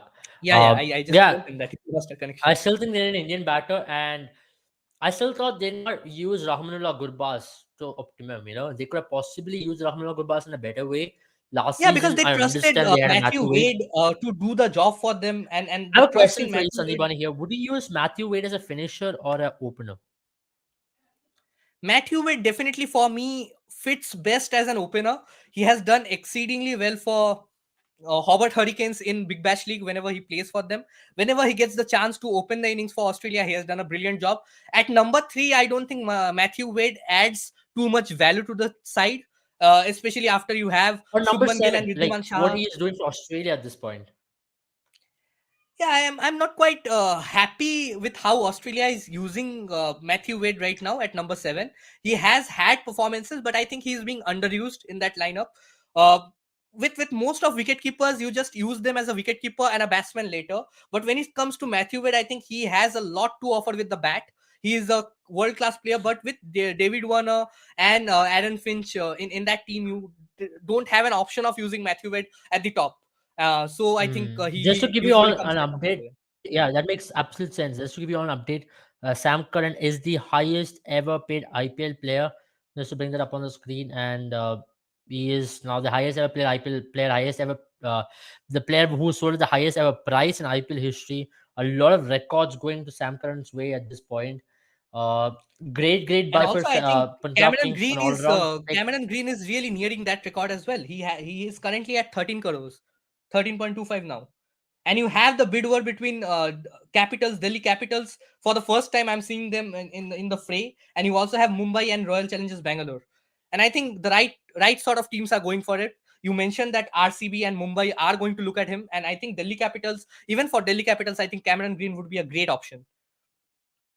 But do you think they all are losing their mind over those 2 games which he played in India? Yeah, He's had an definitely. Well, with awful IPL auction, you have to Australian. understand there is a pre-auction hype, and with all these mock auctions coming in and all of this media attention and news coming in, you definitely go with the flow, because the moment Chris Morris was brought at some 16.5, 16.75 crores, I did not think personally he had enough to offer that sort of a price. And that is the beauty of mini auction, because in mini auctions, most of the teams have their sorted 11. Most of the teams have their sorted slots of 4 foreign players.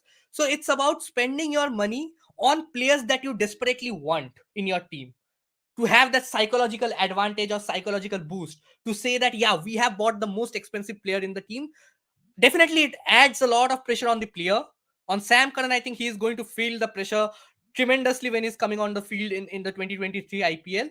But from a team perspective, I think Punjab Kings would really boast that they have somebody of Sam Curran's caliber in their team who has gone for 18.5 crores. And if it comes good for Punjab Kings, it's going to be wonders. I mean, the media and all this coverage actually hype these players up, because I don't see Cameron Green going for the price that he's going at currently, 16.5. He's also going to break the record, according to me. And Delhi Capitals and Mumbai Indians are in the bidding war.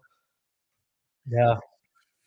But I still think he's not going to break the Sam Curran kind of a record. I still think Sam Curran will be the highest paid. No, but he is now the Uh, second highest I mean, player, I think. Second highest buy yeah, in second the highest auction player history, IPL in the history. same auction. I mean, are you 17 really crores for surprised, Mumbai Sanjeev, that Indians. 17 crores for Cam Green is a lot? When Jason Holder was sold for only 5.75 crores to Rajasthan Royals previously, I think Jason Holder will give you the value, a lot better value than Cameron Green. Having said that, Cameron Green is a young talent. He's a young talent. Australia have been putting a lot of trust in him in the longer formats of the game. They have trusted him to bowl in the 16th, 17th over for the national side in T20s as well, which is not something that you see with this Australian side often. If you remember, he in the series, bilateral series against India, Cameron Green was coming into bowl his first over or second over in the 15th or 16th over of the game in a high pressure chase. So Australia have the trust in him, and he goes to Mumbai Do Indians you for think 17.5 crores. 17 crore for a Cam Green is a lot of money? 17.5 crore. That's what he's been gone to Mumbai Indians for. It's just the That's a lot of money. pre-auction hype. According to me, it's just the pre-auction I mean, hype, this guy because has basically done nothing. He's basically done nothing. and I'm honestly, he very was not shocked. even a part of the Australian T20 World Cup side. And the player goes on to get sold for 17.5 crores. It's a bit surprising, but then again, Mumbai Indians were key on buying him after they lost Sam Curran.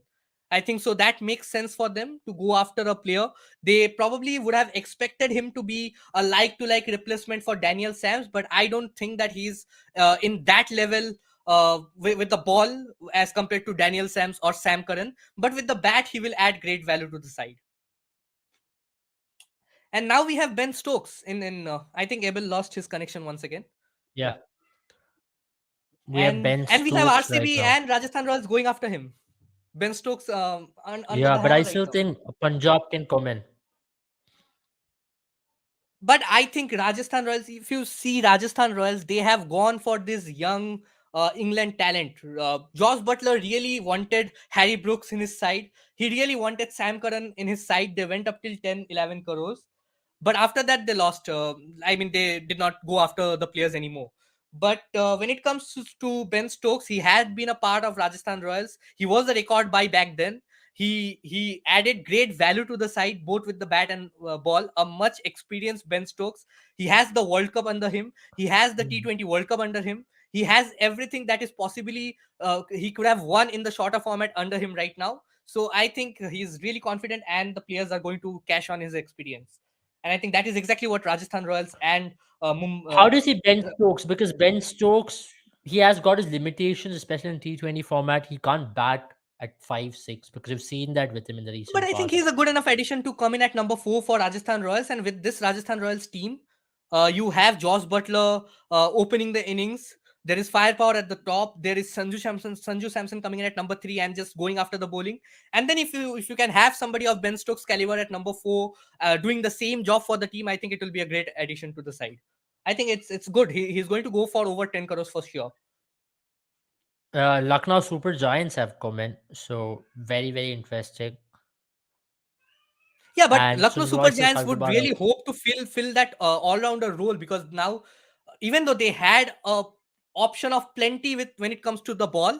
Lucknow Super Giants and Gujarat Titans are the two sides that I would sort of hope that they go after the batters more, batting all rounders or proper batsmen more. And I think that is where Lucknow Super Giants are really going after Ben Stokes right now, because they don't have that cushion with the bat. We have seen Lucknow Super Giants in the past experiment with Jason Holder coming in at number 3, Krishnappa Gautam coming in at number 3. They are not your number 3 pinch hitter batsmen. So you can have after Deepak Huda at number 3. Last time around, Quinton de Kock, KL Rahul and Deepak Huda had a phenomenal IPL, and that is why they did not struggle with the bat.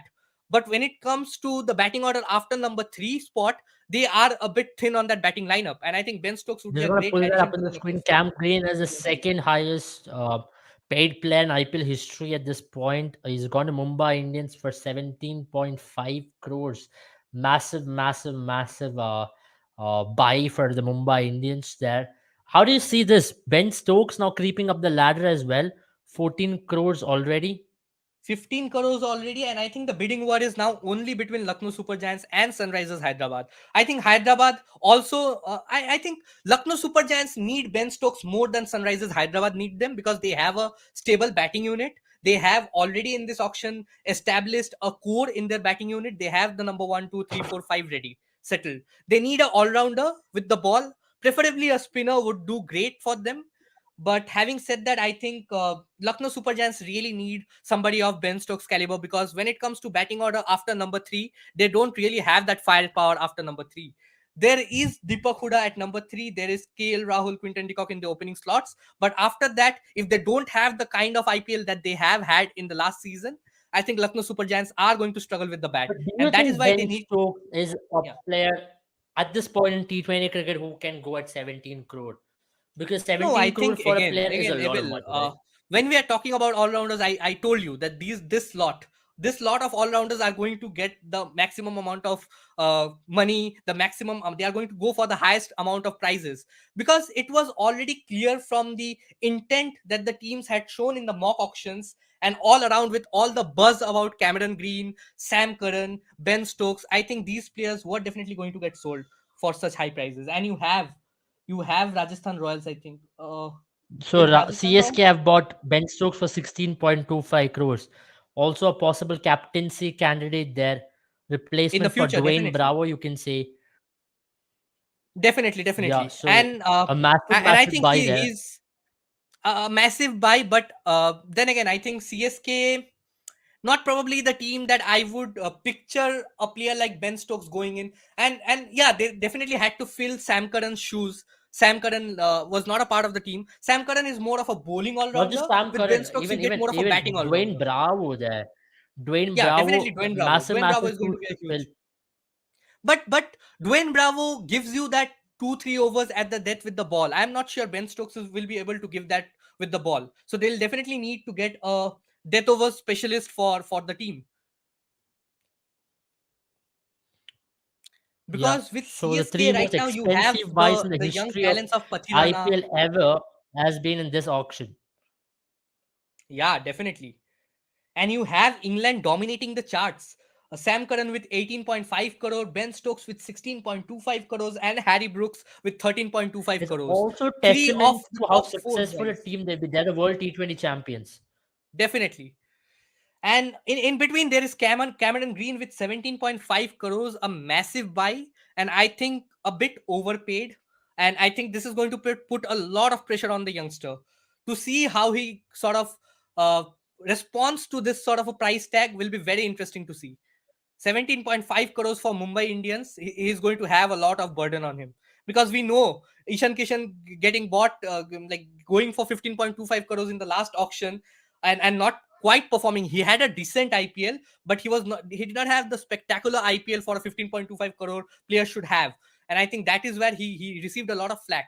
And I think this is going to be a big challenge for the youngster Cameron Green, especially with the ball. I mean, what I'm really surprised with this is that I understand if that series was played last month between India and Australia, there's still a lot of hype around him. Now, after that series, he had gone on to play in Australia. He'd have a longer rope in terms of his performance in Australia, where he was unable to deliver there. And after that, also in BBL, he's had a very, very quiet BBL. Not the best of times in Test series as well.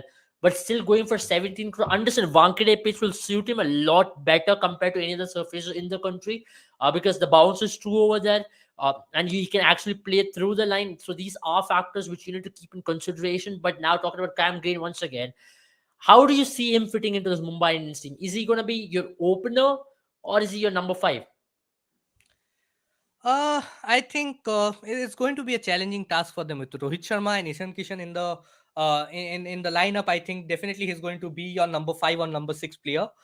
I think he's going to do a decent enough job coming in at number 5, number 6. If you give him the license to go after the bowling, especially with Tim David being there at number 5, they have additional power hitters towards the end as well. So I think he can be a good option at your number 6 and number 7. But then he'll have to improve massively with the ball. Cameron Green has been paid this amount of money, 17.5 crores, to show his all-round abilities and not just his abilities with the bat. And I think that is where how Rohit Sharma is able to use Cameron Green is going to be a very interesting thing to see, because we know Rohit Sharma in the If past you were to be have the been captain very of Mumbai creative. Indians at this point, right? Yeah. If you were the captain of Mumbai Indians and you have a Tim David there, you have a Jofra Archer at your disposal, how do you use someone like a Cam Green? Because you need to have I'll just now slot what in you have Cam is only Green after 3 Tim crores. David in my lineup.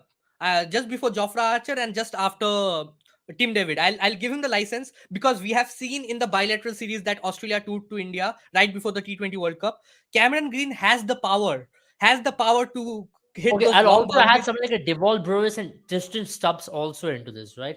So you Yeah, and I think possibly have 3 overseas starters already.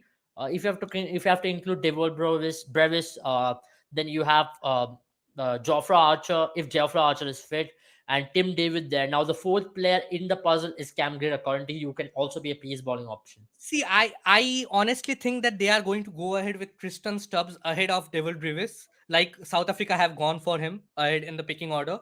I think Tristan Stubbs, Tim David, Jofra Archer, and with the price tag, I think Cameron Green should be a definite starter in all your games. So I think this is going to be the 4 foreign players that they are going to slot.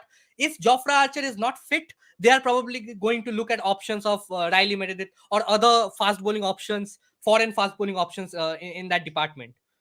But Right, makes I sense. definitely feel that they are definitely going to slot in Cameron Green in all the games, and they are going to have a choice between Tristan Stubbs and Devil Brevis to go after to pick one of the two.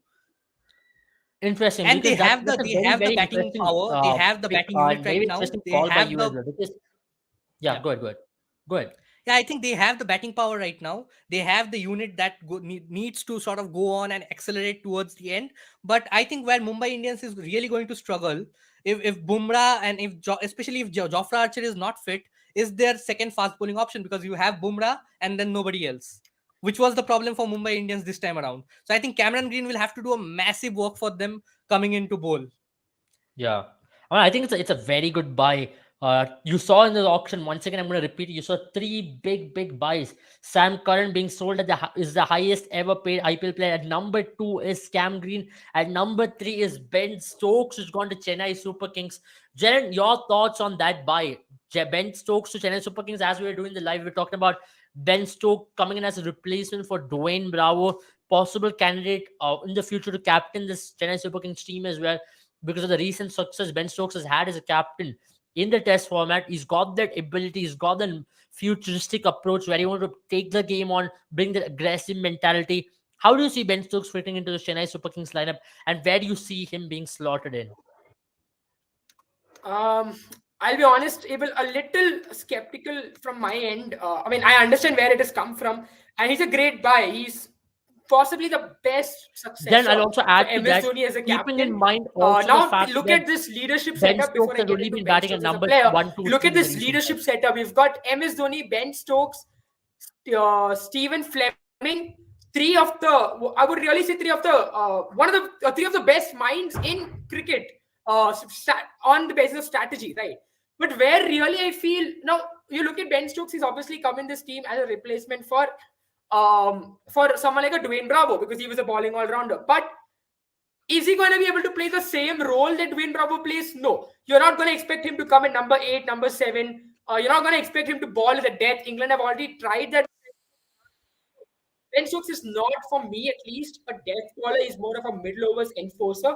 So CSK will have to buy someone at a number 7, number 8 position. I feel Ben Stokes now have to come in place of what Robin Uthappa was for this team. He will have to be a number four player, or number 3 player like Moeen Ali and Ben Stokes. That kind of either way, because Ben Stokes is not that kind of player he was 2 to 3 years ago, right? He's not the player who's a quick starter. He takes a little bit of a time to get going. He's still an explosive batter, yes, but he isn't the batter who will explode right away. You need some time for him to convert those scores. And his T20, he has not been that consistent as well with the bat. With the ball, though, I think he's a great buy. I think CSK can get him to come in number 4, at 5 and 6 as close power play overs. Be someone who can probably ball till the 15th over. But I still think CSK needs a death baller now. Interesting. Because you did mention about Ben Stokes coming in as a leadership figure. But Ben Stokes, Jaren, I'll just put you there. Ben Stokes in the recent past, his strike rate hasn't been the best. And considering the fact that he's going to play in Chepauk, he's either going to be slotted at number 4, number 5 for them. And also, he takes a lot of time to get going. So there was a lot of criticism, even in the English camp, as to whether Ben Stokes can come good. If you look at Ben Stokes, he's come good in 2 of the occasions for England in the T20 World Cup. And the 2 of the occasions where he took enough time to get going, where he consumed a lot of balls, which you can't afford in a T20 format, and especially in somewhere like India. So do you see that really coming and backfiring Chennai? Because you've splurged 16 crores in Ben Stokes. Now you have 4 crores left. You have to fill in a number 7 possible overseas fast bowling pick as well. Because with Deepak Chahar as well, there is a lot of skepticism as to whether he's going to be fit or not. Now you have 2 of the best all-rounders in your team, Jadeja and Ben Stokes. Ben Stokes, I still will be very skeptical to say as an all-rounder in T20 format, because he's still not proven himself in the T20 format, unlike he's proven in the Test format, right? So you have a Jadeja and Ben Stokes to really fill in the middle order. But how do you see Ben Stokes being used in this team? Do you want to see him as an opener for this team? Because which is not a bad option at all, considering the fact that he's also left-hand option. He can be sent in with Ruturaj Gaikwad, take the bowling on, and can give you a lot more dynamism in terms of him opening the batting. I think right now Chennai Super Kings, just to add on it, I think they have a lot of openers right now with Ajinkya Rahane coming in. There is Devon Conway, there is Ruturaj Gaikwad. Sandeep Rahane is not... Ajinkya Rahane, even if he does not get to play, I think they have options of reserve openers. CSK, we have seen in the last 2 seasons that they have relied on their floaters a lot with the bat. MS Dhoni uses somebody of like Shardul Thakur, Moeen Ali at number 3, number 4. They sort of shuffle themselves in the lineup. And I think Ben Stokes and MS Dhoni had combined in their almost successful campaign for the Rising Pune Super Giants. The year they came out runners up by just 1 run, they lost in that final over against Malinga. I think Ben Stokes was a great addition. He was a record buy back then as well for Rising Pune Super Giants, but he brought in great value both with bat and ball. And this is the thing with Ben Stokes. When we just think about him, that he's not probably going to give 100%, he'll not be able to give 100% with the ball, you might be surprised with the fact that Ben Stokes coming in and bowling in 4 overs repeatedly in all the games. He'll probably be used in different scenarios. Right now, CSK will definitely need a specialist death over bowling option who can come in and fill in the shoes of Dwayne Bravo or probably Sam Curran, the way they were used in the last few seasons. For me now, Sandeepani, what they'll be looking at some of the under-radar players, like maybe Timal Mills, Joshua Little. I think these are the players they might go for, because these are the only players they can afford now. I don't reckon they can afford any more of a big buy. I feel... he's a great player. No, you have only 3.5 crores. I don't think that there can be any big buys. Yeah, exactly. CSK. I don't think CSK need him so bad to be sending 16 crores. I think CSK need him so bad, maybe in terms of captaincy. That's the only reason why you have spent 16 crores on him. But now you've got MS Dhoni, Ambati Rayudu, Ben Stokes. 3 players are going to take a lot of balls to get going. And that's going to hurt the CSK team a lot. But with Ben Stokes for Rajasthan Royals in the past, he has proved to be a great option as a pinch hitter as well. Next one is the wicketkeeper slots. And how do you see this? Because you have a Nicholas Pooran who can be eyed by a lot of teams. Remember, Nicholas Puran Yeah, had, especially though he did not I have the would best of be IPL last really time around. happy if the two new teams, that is Lucknow Super Giants and Gujarat Titans, go for these top order batsmen, specialist batsmen, because Lucknow Super Giants in particular, without Oh yeah, I'll Huda, give you KL another Rahul. player here, Kushal Mendes. Not the most flamboyant batter in terms of his power hitting game, but then in terms of the way he can actually bring into a top order dynamics, he can be used by some of the teams as well, especially by the newer teams, and also if by someone like a Kolkata Knight Riders. There, they need an opener in that particular slot who can actually help someone like a And Venkatesh I will Iyer there. not actually be surprised if KKR goes for Tom Banton instead of Well, makes sense. instead of, or probably go for even Phil Salt. I think KKR might go for Tom Yeah, Banton Phil or Salt. Phil Salt to I fill in just pull that up KKR's additional opening budget at slot. this point. They have 7.5 crores left. It's also because they made two big trades in more than 10 crores for Lockie Ferguson coming in, Rahmanullah Gurbaz coming in for 2 crores, and no, for 2020 lakhs, sorry, there. And also Shardul Shardul Thakur Thakur. from Delhi Capitals have made a move to Kolkata Knight Riders there. So three big trades, and out of them, two have been in excess of 10 crores. Sanjay, your team, KKR, you have seen it, you have seen the dynamics of this team work under Shreyas Iyer. Now Shreyas Iyer's form is a huge bonus for this team. He's been batting in form of his life for Team India. Considering he still has some glaring weaknesses, it's only you can give credit to a player who's been able to overcome his weaknesses time and time again and able to put up performance. That's why you have to give credit where it's due. He's been able to do it on consistent basis, and he's been able to do it in a way where he's been able to hide that weakness. Today also he scored a good amount of runs. He scored today 87. Rishabh Pant Yeah. getting out 90s again. But considering all this, how do you see this team lining up in the second season under Shreyas Iyer? I still think Shreyas Iyer is a very good captain. Last time around, they did not have Venkatesh Iyer firing. Very poor opening. Did not have a good team chemistry. Have Nitish Rana, who still is part of the core. They have Rinku Singh there, who they have found a Making a name gem for in. himself. Yeah. Yeah, he's a gem at whatever price they paid for him. Now, what is the value added players you need? You need an opener and a wicket keeping opener who can actually keep wickets and give you that extra bit of dynamism, which I think they were missing in the last season. So, how do you see them going behind someone like even Litton Das there? Yeah, I think definitely KKR would look to get either of Litton Das or Tom Banton or probably Phil Salt to fill in that additional opener slot. The replacement, they already have a Rahmanullah Gurbaz, but they would like another additional opening foreign option. Like we have seen that KKR have always loved these sort of unorthodox players. Honestly, with KKR, you have seen in the past that they did not have the strongest of Indian players in their team. They did not have any representation from the national side. But if you consider this KKR team, but players go on to make a name for themselves. There was Surya Kumar Yadav in 2012 to 2016, who was doing a decent enough job for KKR, went to Mumbai, made a name for himself. There was Kuldeep Yadav, who made a name for himself from this KKR unit. There was Kamlesh Nagarkoti, That Shivam makes sense. Mavi Yeah. coming in from the setup, Prasidh Krishna. So I think this KKR unit has a great scouting team that But can I mean, scout talents really Sanjivani, well. if I may just, Yeah. since the names you've mentioned, right? Since then, there has been a change in the coaching staff and the management. That's where the Yeah, KKR, and this KKR Jaren, team is that is what Jaren, I struggling. was just to coming halt to. you there, That is what I was there's coming to. also With the change in the Chandrakant Pandit management, who's been with the brought change up in by the the KKR unit this time, who is also known to give these players, find and nurture players, give this yeah, young, find out Yeah, and something about the Venkatesh young Iyer is progressive right talent under and his give a wing long even route. in the Ranji format. So I think he'll come good this time around as well. And I think the impact is going to be great. No, just me coming back to that point. I was just coming to the point that over the last few years we have seen that transition with KKR going hard for going for Shardul Thakur, buying Shardul Thakur at a high price, buying Loki Ferguson at a high price. We now have Shreyas Iyer, Shardul Thakur, Venkatesh Iyer. Probably you can still argue that Nitish Rana, Rinku Singh, not household names.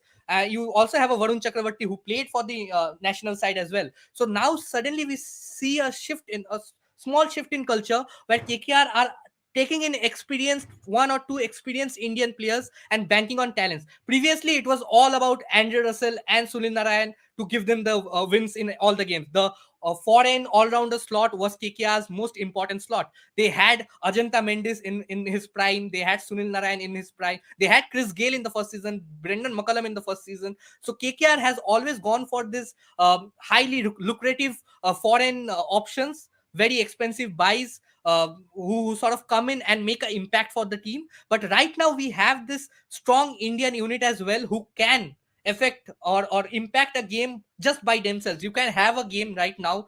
You couldn't imagine a game that KKR would have won if Andre Russell and Sunil Narayan both failed in 2017 or 2018 after Gautam Gambhir left. But right now you can do that. Now, right now you can imagine KKR winning with Rinku Singh, Nitish Rana, Venkatesh Iyer, Shreyas Iyer, with all the Indian talents, Varun Chakravarti coming in, and the fast bowling talent as well. I think KKR nurtures some of the best fast bowling units in the lineup. Obviously, there has been a change in the management staff, coaching staff, but I think with Chandrakant Pandit, I think we are going to still see a lot of youngsters coming in and getting opportunities for the side. And I was very surprised with Hrithik Shawkin getting unsold for Mumbai. Not unsold. I mean, Mumbai Indians not going on to retain Hrithik Shawkin. So I won't be surprised if KKR goes for Hrithik Shawkin, or probably the other Kartikeya. I think Mumbai have retained, or they have probably left him. I think if Kartikeya is an option, I think Kartikeya and Hrithik Shawkin are two players that KKR would be eyeing, because back to Eden Gardens, spinners will look to make a name for themselves. They have Sunil Narayan, they have Varun Chakravarti. They need a proper spinner in the lineup as well. And I think Hrithik Shawkin, orthodox spinner, good with the bat, will be a great addition to the side. Yeah, I mean, absolutely. I'm very interested to see how Chandrakant Pandit goes about it, because it is the first time we are having a coach right out of the Ranji setup, right? Come into the IPL, given that kind of a top job. He's done a great job with Madhya Pradesh, and he's someone who's known widely in the domestic circles as one of the best coaches around. So I'm really excited for him to take over KKR. But yeah, I mean, overall, it's going to be very interesting to see how KKR manages with this limited amount of purse, because I think they are going to be looking for Phil Salt, as Sandipani mentioned, because they need an opener. He's got the quality, I really think. Another player I am very interested in is Heinrich Klaasen. I think he's really improved his game from the last time he played in IPL. He's become an enforcer against spinners, so I'm very interested to see how he goes. But I think I think from what we've seen so far, opening wicketkeeper batters have really struggled. I mean, foreign opening openers have really struggled to get brought as of now. Absolutely, and I also think the same in terms of the opening batting slots which is available. Kushal Mendes, Liton Das, Tom Banton, some of the names which are coming out at this point. And to add to that, Heinrich Klaasen is an option as well, who can be tried in the opening slot at the same time. He's a very good player of spin. So that's a value added bonus for our keeper batter to be fitted into any lineup. If you can play well against spin in an IPL season where you're going to have home and away, teams are going to eye at that. He can actually even play mystery spin pretty well, because he's done that pretty well in the short career what he's had with South Africa. I see someone like a Heinrich Klaasen actually receiving quite an amount of bids, and also a team like KKR can go in with a Heinrich Klaasen, isn't it? Yeah, definitely. But I don't. KKR need. But I don't see KKR going for Heinrich Klaasen right now. I definitely think that KKR is going to wait till the second round of auctions if they have to buy a foreign talent, especially. It will not really surprise me if KKR does not go on to buy anyone in the top list, because they have only 7 crores. They have a sort of fixed team as well. They just need to add a couple of players, and I think they can do it in the second round of the auctions, where they can call in players. And they'll definitely go for Indian talents as well. And I think the spin department, where KKR has actually flourished in the past, I think they're going to get some buys on that department. Having said that, I think Jason Holder was a great buy. So we'll answer value buy. How do you see Jason Holder? Because I personally feel Jason Holder is a much better buy than Cam Green at 5.75 crores.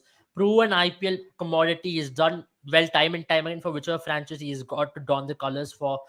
He's got an ability to finish games off batting at number 7, number 8. He can come in and open the bowling for you, pick up wickets up front, because he's got the ability to move the ball up front. So a complete package, you can say, at Jason Holder, and going to a team like Rajasthan Royals where they needed a number 7 batter. How do you see that, Jared?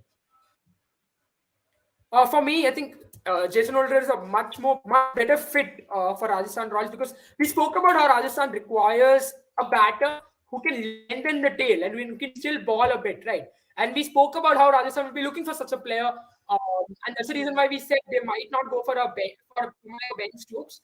So Jason Holder fits perfectly for them in that situation, because he's a very clever player, he's a clutch player, and he can come in now at number 7 position instead of Ashwin, and you push Ashwin Chahal down the order, lengthen the batting order for Rajasthan, and make it a lot better for them.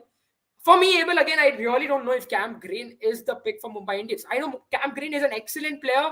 He can be a very good player in Wankhede, provided that he opens the batting or is in the top 3 plays in the power play. And I'll tell you why, Abel, for this, the reason why I say that is because against India, when he opened, right, there were many shots that I felt if the field was back, they would have been caught in the back, or caught on the long mid-off region, or long on, Gerald, or there are deep two mid-wicket sides to this, region, right? because I Cam feel Green, we've he makes... seen him at his best opening the batting. And now, for Exactly. the Mumbai Indians, he's going to bat Exactly. number 5, number 6. Yeah, he's a basher, right? He's someone who loves going after the bowling, because he has that, that only 2 players at the back when it comes to his batting. You feel like he gets that added freedom. But whenever he comes after the power play, I've seen him I think he plays those shots. Sometimes he tends to make mistakes, right? Going after the ball way too hard.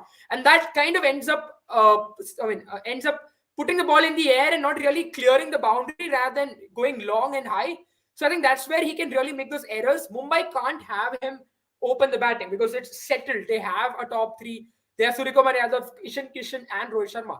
I think pushing anyone up and down really hurts the efficiency of these players. So having said that, he really fits in where Kieron Pollard was used to play. And I don't think if he is really the player for that. I think Jason Holder would have been the player for that. Yeah, makes sense. But how do you see this now new player coming up? Nicholas Puran, Rajasthan Royals in pole position to grab him as well. Do you really see him fitting into that team? Because there's already Trent Bolt for you. There's now Jason Holder, Shimron Hetmeyer, Josh Butler. So Shimron I don't really Hetmeyer, see him I fitting into think the starting lineup. that's the key, right? You have Shimron Hetmeyer, who is exactly what Nicholas Puran is in terms of his role. So either they're not banking on Hetmeyer to show up in the IPL, or it just baffles me. You're spending close to 5 lakhs, where you should be probably spending it on a player. I can understand why Nicholas Puran comes in, but I think now they should be looking for a Indian batter who can bat in the number 4, number 5 spot, not Nicholas Puran for me. Yeah, makes sense to me. Makes sense because Delhi Capitals going for him. Yeah, it makes total sense because Rahman Powell was not the best buy for them. So they needed someone who can come in number 5 after Rishabh Pant to take the game on. And Correct. I personally think this guy is going to be a great addition to the squad if he goes to Delhi Capitals. For Rajasthan Royals, I really don't see him fit in. Even for Lucknow Super Giants, is not a bad buy if they have to go at a wicketkeeper option there. But I mean, they have a Quinton de Kock, so I think that's the reason why they aren't going for Nicholas Puran. That's the only reason why I feel that's the case. Also, Abel, you're right. Because it also gives Rishabh Pant that kind of confidence, right? Because what we saw of Rishabh Pant, I think Rishabh Pant is not the player who will... I think Rishabh Pant is going to open it's a trend in India. I feel Rishabh Pant will open the season with Prithvi Shaw and David Warner might not play. Or Rishabh Pant will bat number 3 at least. That's a huge call. Because Rishabh Pant is very clear that he wants to bat top 3. So he'll bat number 3. Top 3, I think maybe he can come at number 3, Abel. Because of David Warner's presence, right? And he's done well for Delhi, I feel, in the last season. Not extremely well, but he's done a decent job. That partnership, right, Prithvi Shaw and David Warner was really helpful for the Delhi Capitals. So I think they won't break that up. Where Delhi really struggled was at number 3 spot. They tried a lot of players. They could never get that formula right. So I think Rishabh Pant will slot in at number 3. And as you mentioned, top 3, I think Rishabh Pant probably number 3. And then he really, becomes an anchor player. Kind of disturbing for me, Abel. There's something I will raise here right now. I'll give you a list of players, right? KL Rahul, Rishabh Pant, Hardik Pandya. All of these players once used to be your finishers. And now they're really inching closer to that anchor role. I think it's just this disturbing trend in Indian cricket as of now. Yeah, it is. But now the bidding war is between Lucknow Super Giants and Delhi Capitals. Delhi Capitals have close to 19.5 crore left, and Lucknow Super Giants have 23.45 crores. That's the biggest purse available at this auction at this point. They can actually splurge. I mean, for me, Abel, I don't know if Nicholas Puran is a 10 lakh crore player. Because, and the reason I say that is because he has been underconfident, under form. He's just relinquished his West Indies captaincy. Not had a very good T20 World Cup. He's a player who's looking to... he's a great player. He's got potential, yes. He might even come back to form. But 10 crore, 11 crore right now is a huge gamble. Yeah, you can say so, but I you mean, never there know. is a You never reason know with why. I think Nicholas out Puran. of If he all gets the the right team. releases that Hyderabad has made, Nicholas Puran makes sense, right? But I still think he's a better fit for Delhi Capitals than Lucknow Super Giants because Absolutely. I just don't see him. Uh, I don't see him like 12 fitting crores. straight into that Lucknow Super Giants team. But having said that, there's also Marcus Toyn is there. So if they want to play top Hmm. three overseas players up there in top five, top seven, Mitch fair enough. Marsh. I'm talking about the Lucknow Super Giants team. Sorry, yeah, correct. But yeah, I've been talking about Delhi as well. I think now you look at their team, you've got Mitch Marsh, who's also going to be a problem, right? If Rishabh Pant wants to come at number 3, do you push him at number 4 then? And it's going to be tough. Because I think now, probably if you look at this team, you have Prithvi Shaw, David Warner, Mitch Marsh, then Rishabh Pant. Otherwise, probably what they can do is they can try what CSK has done with Moin Ali and Robin Uthappa, right? Shuffle Yeah. Rishabh Pant and Mitch Marsh depending on who gets out. David Warner gets out, Rishabh Pant comes in, and Prithvi Shaw gets out, Mitch Marsh comes in. Hmm. 15 crores for Nicholas 15, Puran at this point. yeah, that is Bigger than baffling last really year. because he isn't a player who's done Not quite well. sure though. Because it just seems like now IPL franchises, he's become a darling of IPL franchises. They don't want to let him go. Yeah, I mean, it's not. There's not a lot of tactical nuances which has gone into buying these players, is what I feel. There's just a lot of flow and I hype which is really taking control of this auction more than anything else. I don't see any tactic behind any buy so far. It's just the hype which is Even got, which has I driven want to over talk this about auction this, so far. right? Yeah. Hmm. Yeah, go ahead, go ahead. I mean, I want to talk about this aspect of IPL auctions table. Let's talk about one player in particular, Shardul Thakur. Do you reckon? I understand Delhi didn't want Shardul Thakur in their team, and I can understand he was taking up a lot of money as well. But why are you trading him to KKR when you could put him in the auction, make it that much more difficult for KKR to get him? Because Shardul Thakur would have gone for at least 8 to 7 crores, if not for more, right? He's a player who's a rare player in any team.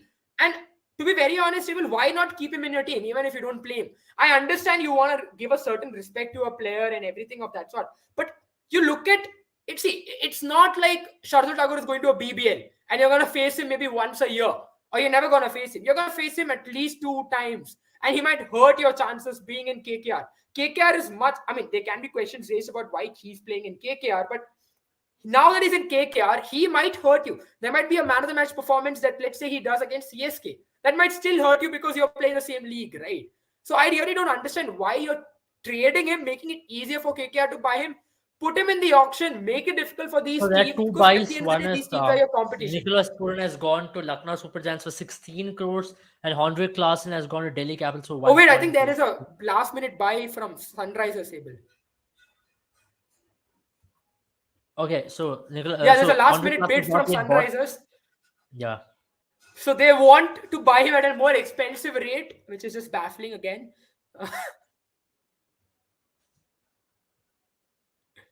Makes sense. We did speak about Henrik Klaasen as well, what he brings into the table. Excellent player of spin, can bat in the middle order. But then Sunrisers are doing this when they have Glenn Phillips in their in their batting order. So that does Yeah. not really make sense for me. Really questionable how Sunrisers have gone about. I feel some of the buys, I think they've paid a little too much. I think mean, it is Sunrisers, right? In a We've seen candy this. store, they had a lot of money. There was not a lot of thought which has gone. Mayank Agarwal buy was excellent. Harry Brook at 13 crore did not make any sense for me. I understand Exactly. he played well in Pakistan, but then he's still spending 13 crore and 8 crore. That's like 20 crore off your purse right there. 21 crore, or 22, close to 22 crore right there off your purse. So that's not the most ideal way to go about. But then, having said that, you also have the luxury of spending a lot of money, and that's something which comes in with the bigger kitty in the But you IPL have a lot auction. of slots You as can well. tend to Abel. bully the smaller teams with the smaller kitty. You can absolutely bulldoze them, which I think Sunrisers Hyderabad have done exceedingly well so far in the auction, and going ahead in the auction as well. They can continue to do that because they still have close to 22 crores. And at this point, I personally see Henrik Klaasen. Okay, Henrik Klaasen sold to Sunrisers Hyderabad. Very surprising call. Jiren, I'd like you to take over the calling right now. I'll be back in like 5 minutes. Meanwhile. All right, Abel. Well, I suppose we are on Kushal Mendes right now, but talking about Heinrich Klaassen and talking about the strategy of Sunrisers while we are on it, I am a little surprised because they had a lot of slots going into it, right? They required a lot of players going into. Yes, as Abel mentioned, yes, they have the kitty, but that's the thing about having a huge kitty as well. You aren't. It's not often, the teams with biggest purses are not the most advantageous in many situations because they need to buy a lot of players as well, and you need to be very careful about what you're doing. Coming into this auction, they needed 13 players, four overseas slots, and right now, as of now, they have brought Harry Brook, Mayank Agarwal in this squad so far. What they have done is they've spent 21 crores for two players, and then adding to that, Heinrich Klaassen. I feel that's little bit too expensive. But I think it really remains to be seen how things progress there. But interesting buy so far. I would say, well, let's talk about Tom Banton, who's come in. Or rather, let's talk about Phil Salt, who's just been brought out. Phil Salt at 2 crores. I think he's going to be a great pick for KKR. It's going to be interesting whether he goes in or not to that team. Kushal Mendes and Tom Banton have gone unsold. Not surprised because I think they've got Phil Salt. Both the teams want Phil Salt. He's shown more quality for me. Tom Banton has really gone off the radar. And he's really not been that kind of player that he was when he entered IPL. Heinrich Klaassen, 5 crores. So that means 5 crores for Heinrich Klaassen. And then you've had, let me just go over and open Sunrise Hyderabad right there. So now you have 15 players out of 25. You've gone for Harry Brook. You've gone for Mayank Agarwal, 21 crores, 26 crores for 3 players. I don't think Sunrisers have that kind of luxury really. But it really depends now how they progress because things have gotten more tricky for them. And it's going to be interesting to see how Sunrise Hyderabad progress in their strategy really. Now, Nicholas Pooran to LSG at 16 crore, I'm a bit surprised because he's not been a player in form. Everyone else, right, who's gone for big money, Ben Stokes, Cameron Green, you've had Sam Curran. These players have done well in the recent past, but Nicholas Pooran for that price, I think it's a little too expensive. Phil Salt going to Delhi Capitals, I think the idea is, again, a little surprising for me. You are looking I to think Phil buy a Salt is top. a steal at 2 crores for Delhi Capitals, but he's only going to bat top 3 for you. That's not the most ideal thing. Exactly, Abel. Point I was making, right? You're now really loading up your top order. And even this is an having interesting said that, one. even Rishabh Pant is looking to bat opening at the opening slot. So it's not the most ideal thing to do in terms of having top Not 3, anymore having now, I 4 think. or 5 Not players there. anymore. I mean, Mitchell Marsh. You have to put top Rishabh 3. on the number 5 now. That's very interesting. I'm very shocked, but I think it's a backup option. I believe it's a backup option at least because Maybe, you otherwise have to look at. You had what Kona Bharat last time, who you couldn't actually slot in because he was also batting at number 1, 2, 3. So it's a similar situation. Yeah, absolutely. I think Chris Jordan's gone unsold. Surprised, Abel? Very, very, very surprised. I thought. I mean, I thought if no one was interested, he could have been a good buy on base price. He's not really done well because he carries a reputation to be a death bowler, and he's not really done well in that aspect. So if you don't do well in that aspect, which you carry a reputation for, naturally you tend to go down the wrong line. And now Reece Topley, I'm hoping that he gets a good bid, and I'm pretty sure he'll get a good amount of bid from a lot of players, a lot of teams out there, and especially a team like Gujarat Titans will be looking to CSK. front load. I think CSK might look for them as well. Mumbai Indians have gone for him, surprisingly, and Mumbai Indians are. I think for me, Abel here, Mumbai Indians just doesn't want Chennai to get Reece Topley. That's what I think is a strategy here.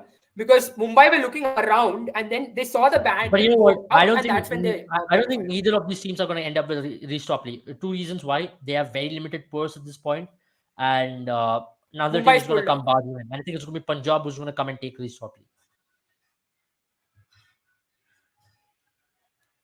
For me, I think RCB does stand a chance, Abel. I think for me, I don't know if Punjab will go for him. Sunrisers might not go for them because they've got ballers. At this point in time, I think RCB might. But then again, I really think Reece Topley fits in his best in Chennai, I feel, because Dhoni loves his ballers who can swing the ball a little bit. Oh, it's And sold to it's gone RCB. to Sold to RCB. RCB. Sold to RCB. Probably a A decent backup buy. option for Josh Hazelwood at this point. Very good option, I feel.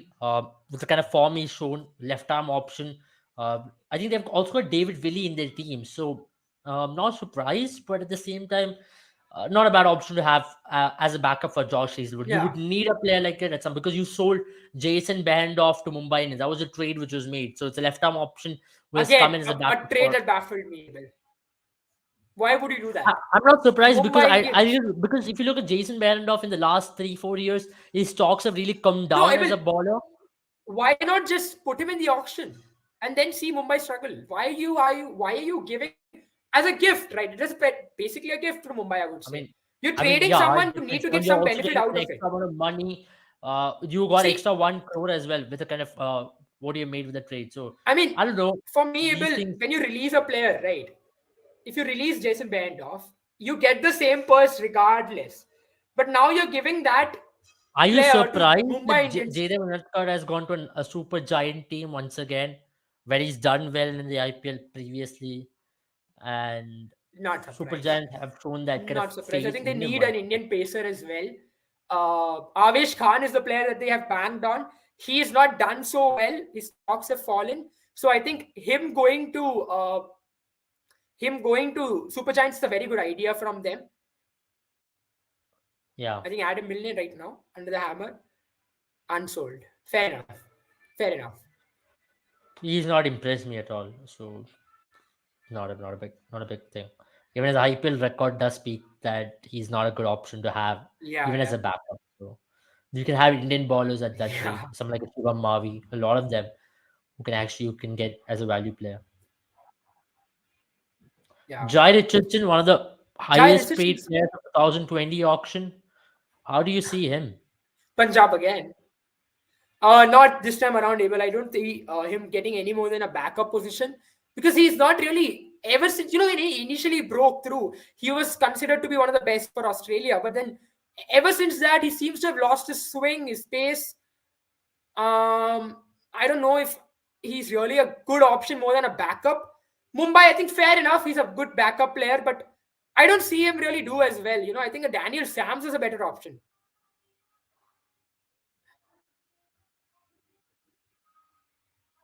I hope Chennai doesn't buy him. I really hope. I think Ishant Sharma is a great test player, not a good T20 player. I hope Chennai doesn't go for him because Chennai is a little desperate for some Indian pacers. Maybe it's a Nehra story, but I don't know, Abel. I really hope Chennai doesn't go for him at this stage. I personally think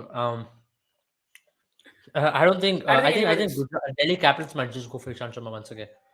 There's a possibility. And so, is it? I think Delhi Capitals it is. Oh yeah, Delhi Capitals. Not surprised.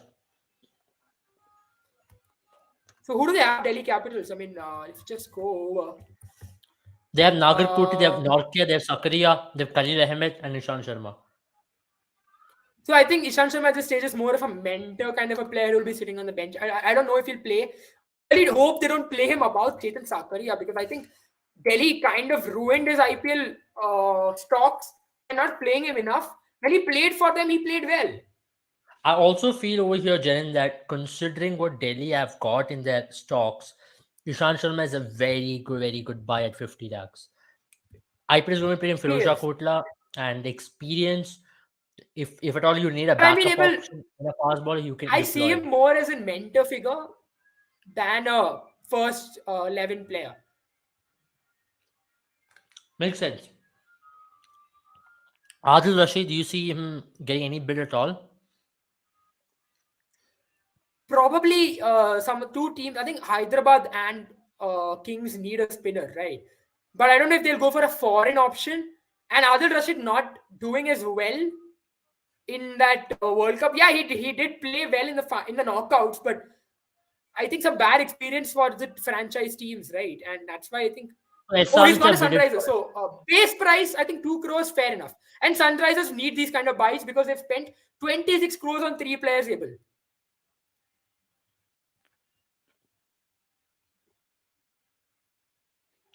Then I also think I think, having an overseas spinner is not the ideal way for Sunrisers. but they will have to play him able because they don't have options in spinners department, right? What are the options they have in spinners department is, I mean, surprisingly low. You're gonna have, you have, you have none. Do they have no spinners? They have Washington Sundar there. Washington That's it. Sundar is the only spinner. So I think That's Washington it. Sundar, Adil Rashid, they'll have to play him. I reckon with Nicholas Pooran gone, they're gonna have Aiden Markram, Harry Brooks, and Glenn Phillips play. So I think that's Aiden Markram, Harry Yeah. Brooks, Glenn Phillips, and Adil Rashid. Those are the 4. And I think they'll have to bank on Natarajan, Bhuvneshwar Kumar, Karthik Tyagi. Oh, I think they've got Indian fast bowlers able. So that's the reason why I think they're 4-11 in the 4. Whom they're going to play is going to be, Adil Rashid.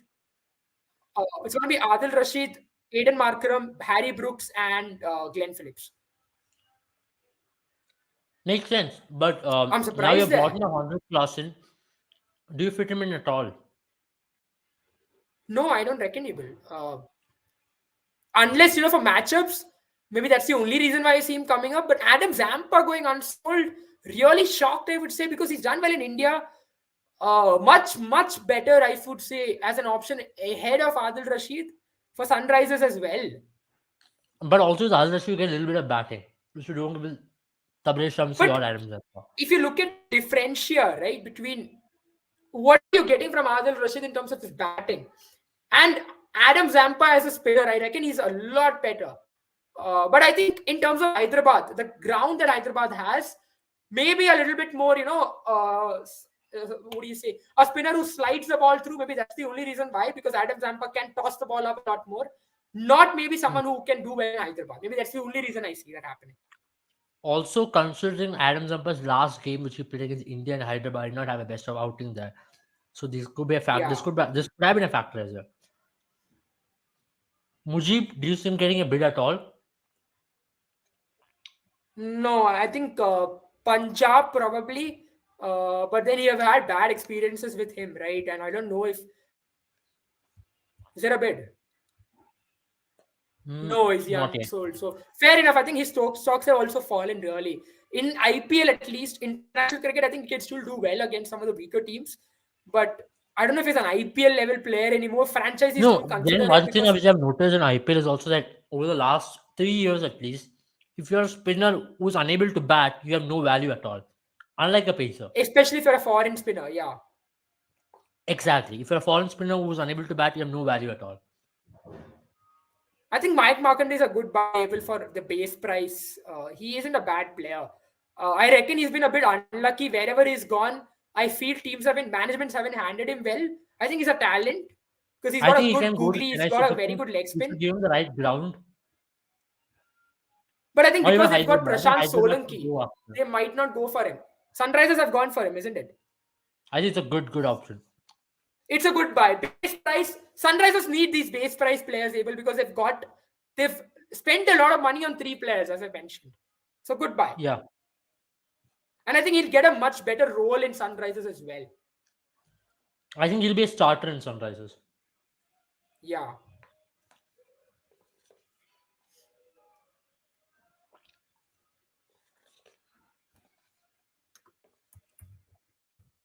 That's the end of the pool for this one.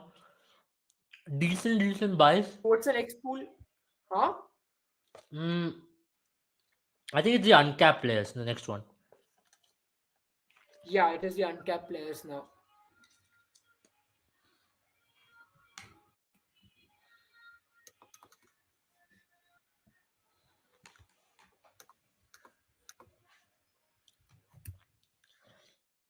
I still think buying someone like a Adil Rashid for 2 crores is not the most ideal way. You could have gotten a better domestic spinner at that rate. There are better domestic buys who you can get, who can also battle a little bit. Maybe someone like a Jalaj Saxena. Is Jalaj Saxena part of any squad already? Jared Saxena.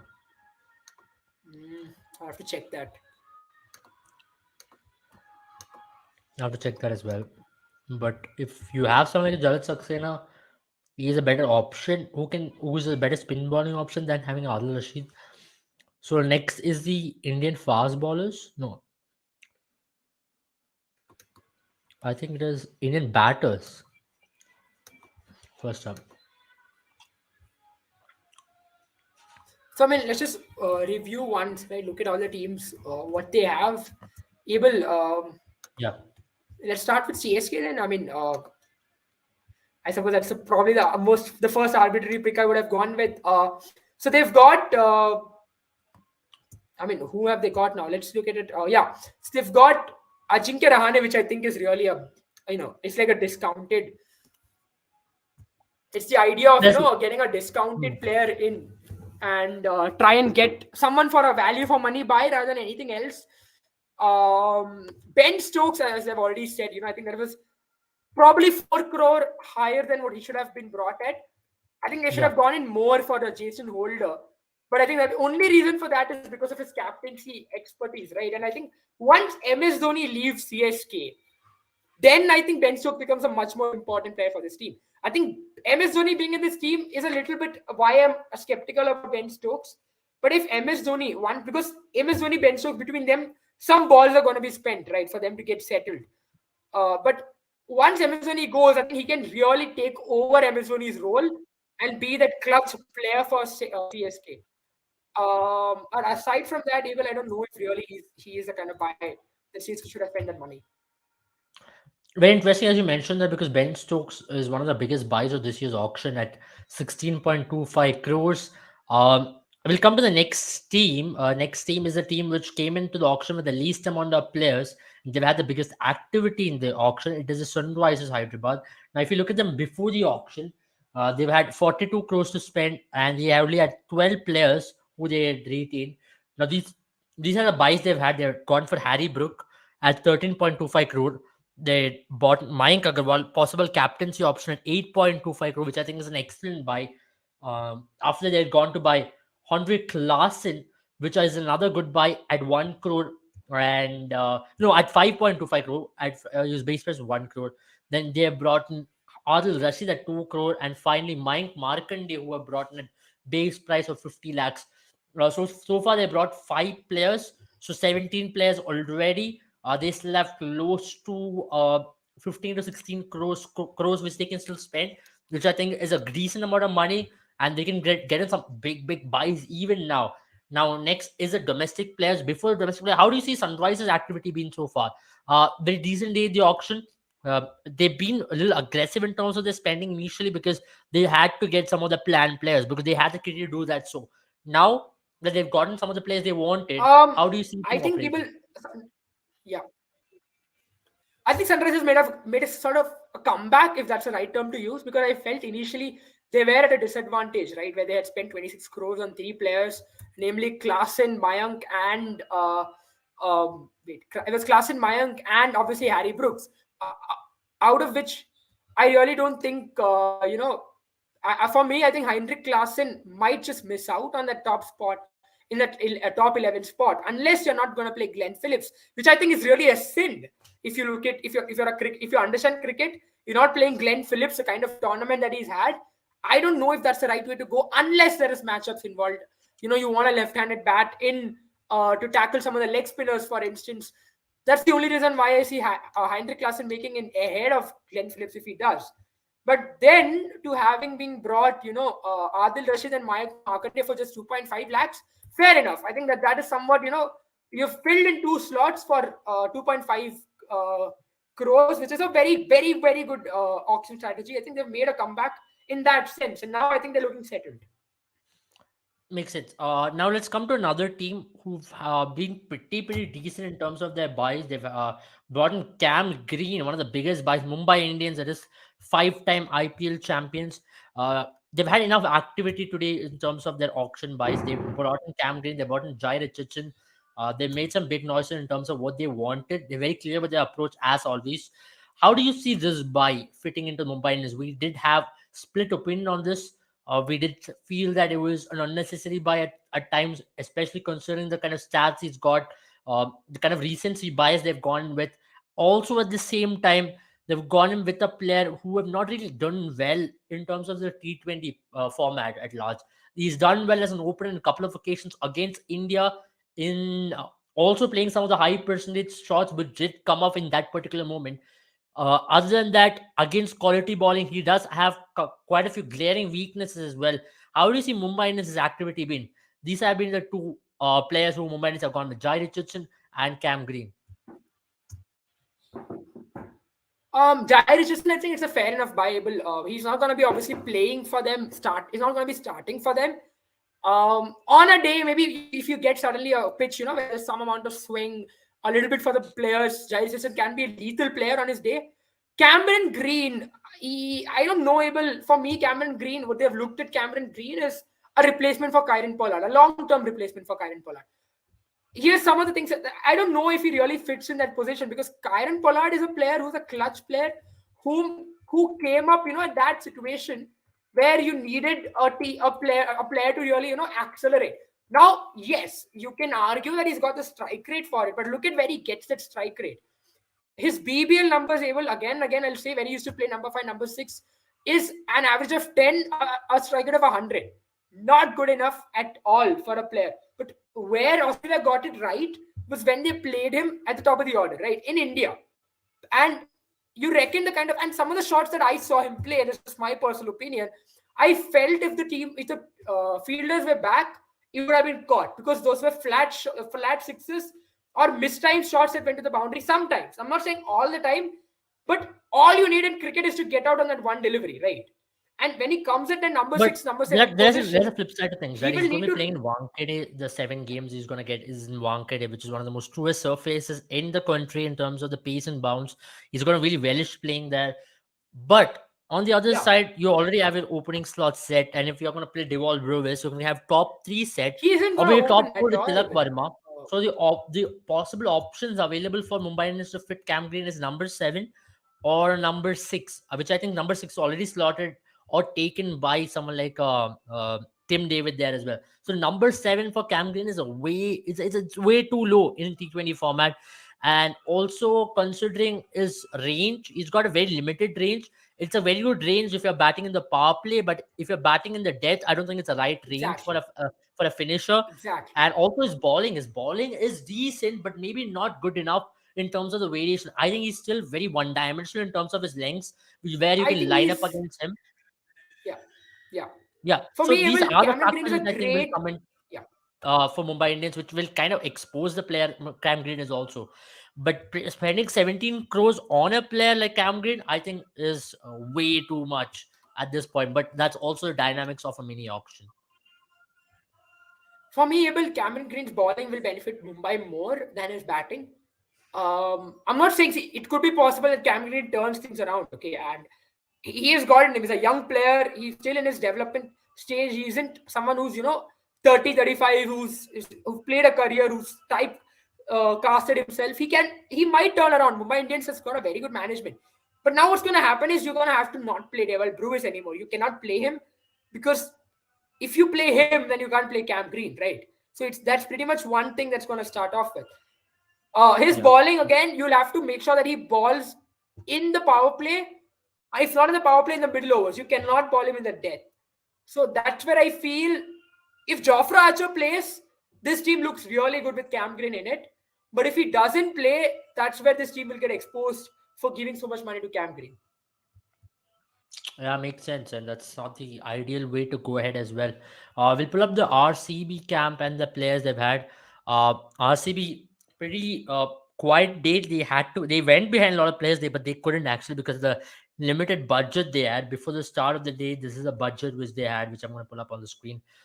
They only had 8.75 crores. Now they have close to only 6.9 crores left for them. How do you see that RCB's buy of Reece Topley? A like replacement for someone like a Jason Behrendorff, you can say, who they traded to Mumbai Indians. A decent pick in terms of a bowler who's in form, can hit the deck hard, has got enough variations. A bowler who has really or rapidly improved in the last 1 year in terms of his development.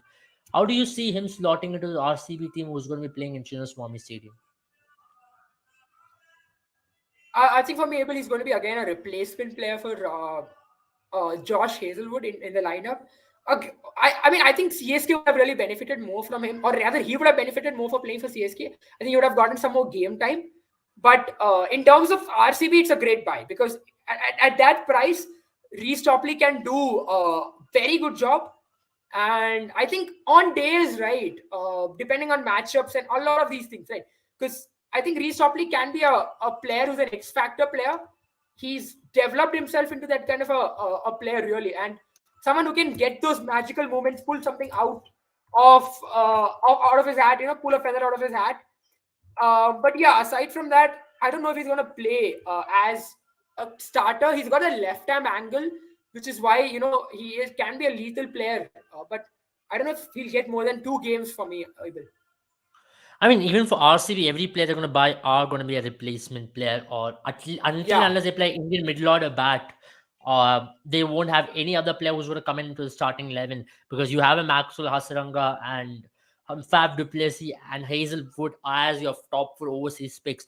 The only player they are possibly looking at is an Indian middle order bat who can bat number 5 for them because the top 5 is almost sorted. You have Virat Kohli, Fab opening, Rajat Patidar at number 34, Maxwell. Number 5 is a slot which is open at this point. Mahipal Lomar has been doing a job for them, but they still want a player who's much more solid there.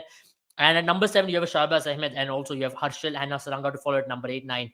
And then it's Siraj and Hazelwood. The starting 11 is almost set for them, which is a good sign, which you don't see with RCB over the years, which you are seeing from an RCB team around this time. There's a lot of solidity there. So all they have to look for is possibly one option. Because there's still a lot of uncertainty about Suresh Prabhudesai and Mahipal Lomar, isn't it? I think Mahipal Lomar has got it in him for me. He can do the job, but then you would want more solidity as an RCB fan, as RCB management. I think they will probably look for an Indian batter at this point in time. I don't know who it will be. So it's going to be very interesting that RCB are looking to get N Jagadish. So if they're getting N Jagadish in an opening slot, they'll fill Virat Kohli at 3, Rajat Patidar at 4, Maxwell at 5, DK 6, and then it goes on there, which I think is not a bad option. Yeah, I think that is the way to go, Abel, for me, because Jagadishan is a player who played in the top 3. Chennai kind of made a mistake with not playing him in the top 3 position. They played him after that. They played him 4, 5, 6, and that's where I don't think Jagadishan would ever fit in. Not everyone is a Badrinath, isn't it? And but in this RCB team, I think if you put Jagadishan and Faf opening, I think that could really solve a lot of their issues. So he could be the man to go, but then an Indian batter is gold dust really in auctions. And you don't see an Indian batter who's established himself in domestic season to not go for anything less, and it's not going to be easy for them to get him, especially with that kind of purse restraint that they're having. Yeah, makes sense. And it's going to be interesting. I think we'll end our live right here. We'll be joining you later tonight, maybe talk more on what have been the buys. We've covered 3 hours of an intense live session. I think we've covered a lot of points. We've been able to cover a lot of points in terms of what we were able to bring in, and that feels good about it. So we'll come back in maybe couple of hours, or maybe later tonight, so that we can have a complete discussion of what the squads look like and how the teams are shaping up at the end of the auction. So it can be an overview rather than talking about what are the prospects at this point, because at this time we can only speculate as to they should go for this and they should go for that player. And it was good talking about it in a live time as to what the team strategy is. We still feel there's an auction which is much more hype driven than tactical driven, which is not the ideal way to go about. There's a lot of hype because a lot of players who had hype which they were carrying, so they are the ones who got the bigger buys, not completely based on conditions, not based on fitting into a particular system, which I'm slightly sad about or disappointed about. But let's see. You never know with IPL. Players futures changes overnight in IPL. And something which you have been seeing in IPL over the last 15 years or so. So it's something which will keep on happening as well. So thank you all for joining. Do remember to play all the matches in Boom 11. There's a test match which is happening to India, Bangladesh. Soon India versus Sri Lanka will start from January 3rd. There's South Africa versus Australia Boxing Day test match, and the Premier League season The Boxing Day of Premier League season starts off on 26th. So do not forget, you can play all these contests with Boom 11. Download it on Google Play Store, Apple App Store, and get your hands on some of the biggest prizes. If you were lucky enough to be a part of a raffle draw for the African Eastern section for iPhone 14 Pro, you might have been one of the lucky ones to be now holding that iPhone 14 Pro. It was fantastic having you all part of the World Cup journey. Now going ahead into the IPL in a couple of months' time, and also Border Gavaskar Trophy, and all of these series awaiting us, and also some of the biggest footballing games awaiting us. Make sure you have a great time with Boom 11 for this. Stay safe, all of you. We'll be back very, very soon. Bye bye.